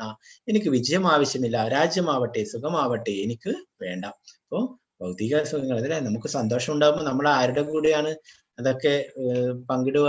കുടുംബത്തിന്റെയും സുഹൃത്തുക്കളെയൊക്കെ കൂടെ അല്ലെ. അപ്പൊ ഇവിടെ ഈ കുടുംബക്കാരെയും സുഹൃത്തുക്കളെയൊക്കെ കൊന്നിട്ട് എങ്ങനെയാണ് ഭൗതികമായിട്ടുള്ള സുഖങ്ങളൊക്കെ നേടാൻ സാധിക്കുക? പാപത്തെ കുറിച്ച് പറയുന്നു. പാപമേവാശ്രയോ ദസ്മാൻ ഹത്വൈതാന തസ്മാൻ അർഹാവയം ഹന്തും ധാർത്തരാഷ്ട്രാൻ സ ബാന്ധവാൻ. അക്രമികളായ ഇവരെ കൊന്നാൽ ഞങ്ങൾക്ക് പാപമായിരിക്കും നേട്ടം. ധൃതരാഷ്ട്രപുത്രന്മാരെയും സുഹൃത്തുക്കളെയും ഹിംസിക്കുക എന്നത് നമ്മൾക്ക് ഉചിതമല്ല. അല്ലയോ മാധവ, സ്വന്തം ബന്ധുക്കളെ കൊന്നിട്ട് എന്ത് നേടാനാണ്? ഞങ്ങൾക്ക് എങ്ങനെ സുഖിക്കാൻ കഴിയും? അപ്പൊ എന്താണ് അവരെയൊക്കെ കൊന്നു കഴിഞ്ഞാല് പാപമുണ്ടാവും എന്ന് അർജുനൻ ആലോചിക്കുന്നു. വൈദിക പ്രമാണങ്ങൾ അനുസരിച്ച് അക്രമികൾ 6 കൂട്ടരാണ്. അപ്പോ ശാസ്ത്രങ്ങൾ പറയുന്നു 6 കൂട്ടരെ കൊല്ലാം. എന്താണ് അവരെ അങ്ങനെയുള്ളവരെ കൊല്ലാൻ വേണ്ടിയിട്ട് പറയുന്നു. അതിൽ പാപമില്ലെന്ന് പറയുന്നു. ഒന്നാമതായിട്ട് വിഷം കൊടുക്കുന്നവൻ, 2 വീട് തീ വയ്ക്കുന്നവൻ, 3 മാരകായുധങ്ങൾ കൊണ്ട് ആക്രമിക്കുന്നവൻ, 4 സ്വത്ത് കൊള്ളയടിക്കുന്നവൻ, 5 ഭൂമി കയ്യേറുന്നവൻ, 6 അന്യന്റെ ഭാര്യയെ അപഹരിക്കുന്നവൻ. ഇത്തരം അക്രമികളെ ഉടനെ വധിക്കണം, അതുകൊണ്ട് പാപമില്ല. അപ്പോ എന്താണ് ഭഗവത്ഗീതയിലെ ആ ഒരു കുരുവംശത്തെ ഇല്ലാതാക്കുന്ന അല്ലെ, അത് പാപമല്ലേ എന്നൊക്കെ ആൾക്കാർ പറയുന്നത് കേൾക്കാം. അപ്പോ നമ്മുടെ ശാസ്ത്രങ്ങളിൽ പറഞ്ഞിട്ടുണ്ടായിരുന്നു ഇങ്ങനെയുള്ള പാപങ്ങൾ ചെയ്യുന്നവരെ വധിക്കണം, അതുകൊണ്ട് പാപമില്ല അല്ലെ. അല്ലെങ്കിൽ അവർ കൂടുതൽ അധർമ്മം പ്രവർത്തിച്ചു കൊണ്ടേയിരിക്കും അല്ലെ. അപ്പൊ ഇവിടെ ഈ പറഞ്ഞിട്ടുള്ള 6 കാര്യങ്ങളും കൗരവർ ചെയ്തിട്ടുണ്ട്. അവര് പാണ്ഡവർക്ക് വിഷം കൊടുത്തിട്ടുണ്ട്, അവരുടെ വീട് തീ വെച്ചിട്ടുണ്ട്, മാരകായുധങ്ങൾ കൊണ്ട് ആക്രമിച്ചിട്ടുണ്ട്, അവരുടെ സ്വത്ത് അല്ലെ കള്ളച്ചൂത് കളിച്ചിട്ട് അവരുടെ സ്വത്തൊക്കെ കൈയടക്കിയിട്ടുണ്ടായിരുന്നു. ഭൂമി കൈയേറുന്നത് എന്താണ്, അവരുടെ രാജ്യം, ആ രാജ്യം അവര് കൈയടക്കി വെച്ചിട്ടുണ്ടായിരുന്നു. പിന്നെന്താണ് അന്യന്റെ ഭാര്യയെ അപഹരിക്കുക അല്ലെ, ആ ദ്രൗപദിയെ അപമാനിക്കുന്ന സംഭവം ഉണ്ടായി അല്ലെ. അപ്പൊ അങ്ങനെ എല്ലാ പാപങ്ങളും ചെയ്തിട്ടുണ്ട്. അതുകൊണ്ട് തന്നെ കൗരവരെ വധിക്കുന്നതിൽ യാതൊരു പാപവുമില്ല. കുടുംബ പാരമ്പര്യത്തെ കുറിച്ച് 40ാമത്തെ ശ്ലോകത്തിൽ പറയുന്നു. അധർമാഭിഭവാത് കൃഷ്ണ പൃഥ്വിഷന്തി കുലസ്ത്രീയ ശ്രീഷു ദുഷ്ടാസു വാഷ്ണേയ ജായദേവർണ സങ്കര. അല്ലയോ കൃഷ്ണ, കുലത്തിൽ അധർമ്മം മുന്നിട്ട് നിന്നാൽ സ്ത്രീകൾ ദുഷിച്ചു പോകും. അല്ലയോ വൃഷ്ണികുലത്തിൽ പിറന്നവനെ സ്ത്രീത്വം ദുഷിച്ചാൽ ആർക്കും വേണ്ടാത്ത കുട്ടികൾ ജനിക്കും. അപ്പൊ ഇവിടെ കുരുക്ഷേത്ര യുദ്ധഭൂമിയിൽ പുരുഷന്മാരാണുള്ളത് അല്ലെ. അവരുടെ ആ പത്നിമാരും കുട്ടികളും അവരൊക്കെ ഇവര് വധിക്കപ്പെടുകയാണെങ്കിൽ അനാഥരാകും അല്ലെ. അങ്ങനെ കുടുംബ പാരമ്പര്യം ഇല്ലാതാവും. തീരുമാനമെടുക്കാനത്ത അവസ്ഥയെ കുറിച്ച് 2ാമത്തെ അധ്യായത്തിൽ 6ാമത്തെ ശ്ലോകത്തിലാണ് പറയുന്നത്. ഇവിടെ വിശദീകരിക്കുന്നു. കതരന്നോഗരീയോ യത്വാ ജയമായ ദിവാന ജയേയു യാനേവ ഹത്വാ നജീവിഷാമാ സദൈവ സ്ഥിത പ്രമുഖോദാർത്തരാഷ്ട്ര. അവരെ ജയിക്കുന്നതോ അവരാൽ തോൽപ്പിക്കപ്പെടുന്നതോ ഏതാണ് നല്ലതെന്ന് നമുക്കറിഞ്ഞുകൂടാ. ധാർത്തരാഷ്ട്രപുത്രന്മാരെ കൊന്നിട്ട് നാം ജീവിച്ചിരുന്നിട്ട് എന്ത് കാര്യം? എങ്കിലും അവർ ഇപ്പോൾ ഈ യുദ്ധത്തിനായി നമ്മുടെ മുമ്പാകെ നിൽക്കുന്നു. അപ്പൊ തീരുമാനമെടുക്കാനാവാത്ത അവസ്ഥയാണ്. യുദ്ധം ചെയ്യണോ ചെയ്യണ്ടേ എന്നുള്ളത്. ഇവിടെ ഒരേ സാഹചര്യത്തിലുള്ള വ്യത്യസ്തമായ പ്രതികരണങ്ങൾ കാണാം. ഓരോരോ ആൾക്കാരുടെ ഭാവങ്ങൾ അല്ലെ. ആ ധൃതരാഷ്ട്രക്ക് യുദ്ധം ചെയ്യില്ലേ അല്ലെ, അതൊക്കെ ആകാംക്ഷയാണ്. എന്റെ മക്കൾ വിജയിക്കില്ലേ എന്നൊക്കെ അല്ലെ. അർജുനൻ വിഷാദമാണ്. ഗുരുക്കന്മാരെയും മഹാജനങ്ങളെയൊക്കെ അവരൊക്കെ എങ്ങനെ വധിക്കും എന്നല്ലേ, ഭീഷ്മ പിതാമഹനെ അവരൊക്കെ എങ്ങനെ വധിക്കും അല്ലെ, തന്റെ കസിൻസിനൊക്കെ എങ്ങനെ വധിക്കും, അതൊക്കെ ആലോചിച്ചിട്ട് വിഷാദവാനാണ് അല്ലെ. ദുര്യോധന കോപം അവരുള്ള ഒക്കെയാണല്ലേ. പാണ്ഡവരെ ഇല്ലാതാക്കണം, അത് മാത്രമാണ് ലക്ഷ്യം. അഹോപദ മഹത്പാപം കർത്തും വ്യവസിതാ വയം യത് രാജസുഖലോഭേന ഹന്തും സ്വജനമുത്യത. കഷ്ടം, എന്തൊരു പാപത്തിനാണ് നാം ഒരുങ്ങി പുറപ്പെടുന്നത്. രാജ്യം നേടി സുഖിക്കാൻ വേണ്ടി സ്വജനങ്ങളെ കൊല്ലുകയോ? യദി മാമ പ്രതീകാരാമശസ്ത്രം ശസ്ത്രപാണയ ധാർത്തരാഷ്ട്രാരണേ ഹന്യു തന്മേ ക്ഷേമതരം ഭവേത്. ധാതരാഷ്ട്രന്മാരോട് പൊരുതുന്നതിൽ ഭേദം നിരായുധനായി പ്രതിരോധത്തിനൊരുങ്ങാത്തി നിൽക്കുന്ന എന്നെ അവർ കൊല്ലട്ടെ എന്ന് വെക്കുകയാണ്. സഞ്ജയ വാച ഏവ മുക്താർജുന സംഖ്യേ രഥോപസ്ഥാവുപാവിശത് വിസൃജ്യ സശരം ചാപം ശോകസംവിഘ്ന മാനസ. സഞ്ജയൻ പറഞ്ഞു, അർജുനൻ രണാങ്കണത്തിൽ വെച്ച് ഇത്രയും പറഞ്ഞിട്ട് വില്ലും ശരങ്ങളും താഴെയിട്ട് അത്യന്തം ദുഃഖിതനായി തേരിലിരിപ്പായി. സഞ്ജയൻ ധൃതരാഷ്ട്രക്ക് പറഞ്ഞു കൊടുക്കുന്നതാണ്, ധൃതരാഷ്ട്ര ചോദ്യത്തിനുള്ള ഉത്തരങ്ങളാണ് പറഞ്ഞു കൊടുക്കുന്നത് സഞ്ജയൻ അല്ലെ. അപ്പൊ സഞ്ജയൻ പറഞ്ഞു എന്താണ്, ആ അർജുനൻ വിഷാദവാനായിട്ട് അല്ലെ എല്ലാം വില്ലും ശരമൊക്കെ താഴെയിട്ടിട്ട് അത്യന്തം ദുഃഖിതനായിട്ട് തേരിലിരിപ്പായി. അപ്പോ ഈ അധ്യായത്തിൽ ഭഗവാൻ ഉപദേശങ്ങളൊന്നും കൊടുക്കുന്നില്ല അല്ലെ. ഒരേ ഒരു കാര്യം 25ാമത്തെ ശ്ലോകത്തിൽ പറയുന്നു, എന്താണ്, ആ കൗരവ സൈന്യത്തെ നോക്കൂ എന്ന് മാത്രമേ പറയുന്നുള്ളൂ അല്ലെ. 2ാമത്തെ അധ്യായത്തിലാണ് ഭഗവാൻ ഉപദേശങ്ങളൊക്കെ നൽകുന്നത്. അപ്പൊ അർജുനൻ പറയുന്ന കാര്യങ്ങളൊക്കെ ഭഗവാൻ കേൾക്കുകയും അല്ലെ. ശ്രവണം അത് വളരെ പ്രധാനപ്പെട്ട, നമ്മളും ഭഗവാനെ കുറിച്ചുള്ള കാര്യങ്ങളൊക്കെ കേൾക്കുകയാണ് കൂടുതൽ വേണ്ടത്. അപ്പൊ ഇവിടെ 9 കാരണങ്ങൾ പറയുന്നല്ലേ. നമുക്ക് അറിയാം പാണ്ഡവരാണ് വിജയിച്ചിട്ടുള്ളത് അല്ലെ കുരുക്ഷേത്ര യുദ്ധത്തിൽ. അപ്പൊ അതിന് വിജയത്തിനായിട്ടുള്ള 9 കാരണങ്ങളെ കുറിച്ച് പറയുന്നു ഭഗവത്ഗീതയില്. ഒന്നാമതായിട്ട് അത് ധർമ്മക്ഷേത്രമാണ്. ഇവിടെ ധർമ്മത്തിനാണ് വിജയം അല്ലെ. നമുക്കറിയാം പാണ്ഡവരുടെ ഭാഗത്താണ് ധർമ്മം. പിന്നെയോ ദിവ്യമായ രഥമായിരുന്നു. പിന്നെയോ കപിധ്വജ, ആ കൊടിയടയാളം, ഹനുമാന്റെ എന്താണ് ആ ചിത്രമുള്ള കൊടിയടയാളം, ഹനുമാന്റെ രൂപമുള്ള കൊടിയടയാളം അല്ലെ. നമുക്കറിയാം ത്രേതായുഗത്തിൽ ശ്രീരാമചന്ദ്ര ഭഗവാനായിട്ട് അവതരിച്ചപ്പോൾ ഹനുമാനായിരുന്നു എല്ലാറ്റിനും അല്ലെ ആ രാവണനെ പരാജയപ്പെടുത്തുന്ന എല്ലാ സഹായങ്ങളും ചെയ്തു കൊടുത്തത്. അപ്പോ ഹനുമാൻ വിജയത്തിന്റെ പ്രതീകമാണ്. ആ ഭഗവാന്റെ എന്താണ് അർജുനന്റെ രഥത്തിന്റെ കൊടിയടയാളം എന്താണ് ഹനുമാൻ സ്വാമിയാണ്. പിന്നെയോ ശംഖനാഥം, നമ്മൾ നേരത്തെ പഠിച്ചു അല്ലെ. എന്താണ് ആ ഭഗവാന്റെ ശംഖ്, പാഞ്ചജന്യം, ദേവദത്തം അർജുനൻ്റെത് അല്ലെ. ഇതൊക്കെ ആ ശംഖനാഥം. പിന്നെ ഗാണ്ഡീവം അല്ലെ, ഗാണ്ഡീവം അതും വളരെ പ്രധാനപ്പെട്ടാണ്. പിന്നെ തെക്ത ജീവിതം, ആ സ്വന്തം ജീവിതം തന്നെ അവർക്ക് വേണ്ടി, ആ പാണ്ഡവർക്ക് വേണ്ടി സമർപ്പിച്ചിട്ടുള്ളത് 2 വശത്തും ഉണ്ടായിരുന്നു. ആ സൈനികരൊക്കെ സ്വന്തം ജീവിതം തന്നെ ആ രാജ്യത്തിന് വേണ്ടിയിട്ട് സമർപ്പിച്ചിരുന്നവരായിരുന്നു, പാണ്ഡവർക്ക് വേണ്ടിയിട്ട് സമർപ്പിച്ചിട്ടുള്ളവരായിരുന്നു അല്ലെ. നമുക്കറിയാം നമ്മുടെ രാജ്യത്തും സൈനികരൊക്കെ അവരുടെ കുടുംബത്തെയും എല്ലാറ്റിനെയും ഉപേക്ഷിച്ച് അവരൊക്കെ അതിൽ നിന്നൊക്കെ വിട്ടിട്ട് സ്വന്തം രാജ്യത്തെ സംരക്ഷിക്കാൻ വേണ്ടിയിട്ട് കാശ്മീരിലൊക്കെയുള്ള കൊടും തണുപ്പിലും ഒക്കെ അവരതൊക്കെ സഹിച്ചുകൊണ്ട് രാജ്യത്തെ സംരക്ഷിക്കുന്നു അല്ലെ. എല്ലാം തന്റെ ജീവിതം തന്നെ രാജ്യത്തിന് വേണ്ടി സമർപ്പിച്ചിട്ടുള്ളവരല്ലെ. അതുപോലെ തന്നെ ഈ കുരുക്ഷേത്ര യുദ്ധഭൂമിയിലും എല്ലാം ആ പാണ്ഡവരുടെ വിജയത്തിനായിട്ട് സർവ്വവും സമർപ്പിച്ചവരായിരുന്നു സൈനികരൊക്കെ. പിന്നെ മോക്ഷദ ഏകാദശി, അന്നത്തെ ദിവസം മോക്ഷദ ഏകാദശി ആയിരുന്നു. ഭഗവാൻ ഈ ഉപദേശങ്ങൾ നൽകിയിട്ടുണ്ടായിരുന്നു. ഭഗവത്ഗീതയുടെ അവതാര ദിനമായിട്ട് മോക്ഷദ ഏകാദശി ആഘോഷിക്കുന്നത് നമ്മൾ. അപ്പൊ ഈ ഡിസംബർ മാസം വരുന്നുണ്ട് മോക്ഷദ ഏകാദശി എന്നാണ് ഭഗവത്ഗീത അർജുനന് പറഞ്ഞു കൊടുത്ത അതിന്റെ ഭഗവത്ഗീത അവതാര ദിനമായിട്ട് ആഘോഷിക്കുന്നു. അപ്പൊ ഏകാദശി എന്ന് പറയുന്നത് ഭഗവാന് വളരെ പ്രിയപ്പെട്ടതാണ്.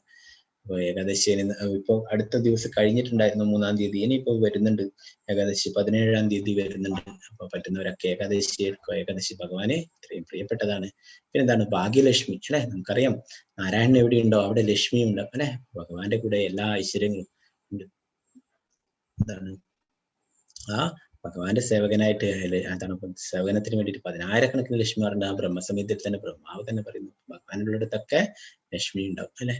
എന്നാൽ നമ്മൾ ഇന്നത്തെ കാലത്ത് ലക്ഷ്മി ദേവിയെ മാത്രമേ ആരാധിക്കുള്ളൂ അല്ലെ. ലക്ഷ്മി മാത്രമേ ആചാര്യന്മാർ പറയും അത് രാവണനെ പോലത്തെ പ്രവൃത്തി എന്ന് പറയും. രാവണൻ എന്താ പറ്റിയത്? ശ്രീരാമചന്ദ്ര ഭഗവാനല്ല അല്ലെ, സീതാദേവിയെ അപഹരിച്ചു കൊണ്ടുപോയി അല്ലെ. അതേപോലെ നാരായണനില്ലാതെ നമ്മൾ ലക്ഷ്മിയെ മാത്രം ആരാധിക്കുന്നത്. അതുകൊണ്ടാണ് നമ്മള് ലക്ഷ്മിയെ അപഹരിക്കുന്നത് തുല്യാണെന്ന് പറയുമ്പോൾ നമ്മൾ ലക്ഷ്മി നാരായണനെ ആരാധിക്കും അല്ലെ. ശ്രീ സമ്പ്രദായത്തിലവരൊക്കെ ലക്ഷ്മി നാരായണനെ ആരാധിക്കും. നമ്മൾ ബ്രഹ്മമധ്വഗൗഡി സമ്പ്രദായം എന്ന് പറഞ്ഞാൽ രാധാകൃഷ്ണന്മാരെ ആരാധിക്കും. അപ്പോ ഭഗവാനുള്ളിടത്തൊക്കെ ലക്ഷ്മി ഉണ്ടാവും. പിന്നെ ഋഷികേശൻ, ഭഗവാനെ ഋഷികേശൻ എന്ന് വിളിക്കും. നമ്മുടെ ഇന്ദ്രിയങ്ങളുടെ ഒക്കെ നാഥൻ ഭഗവാനാണ്. അതുകൊണ്ട് ഭഗവാനെ ഋഷികേശൻ എന്ന പേരിലും അറിയപ്പെടുന്നു. അപ്പൊ ഈ 9 കാരണങ്ങളാണ് കുരുക്ഷേത്ര യുദ്ധത്തില് പാണ്ഡവർ വിജയിക്കാനുണ്ടായിട്ടായിട്ട് പറയുന്നത്. ഇപ്പൊ ഭഗവത്ഗീത നൽകുന്ന വിദ്യ, നാം നമ്മുടെ ശരീരം കൊണ്ടല്ല പ്രവർത്തിക്കുന്നത്, വാസ്തവത്തിൽ നമ്മുടെ മനസ്സുകൊണ്ടും ബുദ്ധി കൊണ്ടുമാണ്. ആകയാൽ നമ്മുടെ മനസ്സും ബുദ്ധിയും ഭഗവത് സ്മരണയിൽ വ്യാപൃതമാകുമ്പോൾ സ്വാഭാവികമായും നമ്മുടെ ഇന്ദ്രിയങ്ങളും തത്സേവനത്തിൽ മുഴുകും. ഉപരിപ്ലവമായി ഇന്ദ്രിയ പ്രവൃത്തികൾ ഒന്നു തന്നെയായിരിക്കുമെങ്കിലും അവബോധം മാറിയിരിക്കും. എങ്ങനെ മനസ്സും ബുദ്ധിയും ഭഗവത് സ്മരണയിൽ നിർത്താമെന്ന് ഭഗവത്ഗീത പഠിപ്പിക്കുന്നു. അത് ഭഗവത് സമാധിയിലേക്ക് തന്നെ മാറ്റും. നേരത്തെ പറഞ്ഞു ഇതാണ് നമ്മുടെ ഇതിന്റെ ഭഗവത്ഗീത യഥാരൂപം നിങ്ങൾക്ക് വാങ്ങിക്കാൻ പറ്റുന്ന. അപ്പൊ അതിന്റെ ലിങ്ക് നിങ്ങൾക്ക് ഷെയർ ചെയ്യാം. അപ്പൊ അതിന് 600 രൂപയാണ് വരുന്നത്. ഭഗവത്ഗീത യഥാരൂപമുണ്ട്. പിന്നെ ആത്മഗവേഷണം എന്ന് പറഞ്ഞിട്ടൊരു പുസ്തകമുണ്ട്. അതില് എന്താണ് ആത്മാവിനെ കുറിച്ചൊക്കെയുള്ള കാര്യങ്ങൾ, പിന്നെ കുറെ ചോദ്യത്തിനുള്ള ഉത്തരങ്ങളുണ്ട്. നമ്മുടെ കുറെ സംശയങ്ങൾക്കൊക്കെയുള്ള ഉത്തരങ്ങളൊക്കെ അതിലുണ്ട്. പിന്നെ ഉദാത്തം എന്ന് പറഞ്ഞിട്ടൊരു ചെറിയ പുസ്തകമുണ്ട്. പിന്നെ എന്താണ് രാധാ ഗോവിന്ദന്റെ ഒരു ഫോട്ടോ നിങ്ങൾക്ക് ലഭിക്കും. പിന്നെ ജപമാല, ജപസഞ്ചി ഇതൊക്കെ ലഭിക്കും. അപ്പോൾ അത് വേണ്ടുന്നവർക്ക് ഓർഡർ ചെയ്യാം. കൊറിയർ വഴി നിങ്ങൾക്ക് ലഭിക്കും. ഹരേ കൃഷ്ണ ഹരേ കൃഷ്ണ കൃഷ്ണ കൃഷ്ണ ഹരേ ഹരേ, ഹരേ രാമ രാമ രാമ ഹരേ ഹരേ.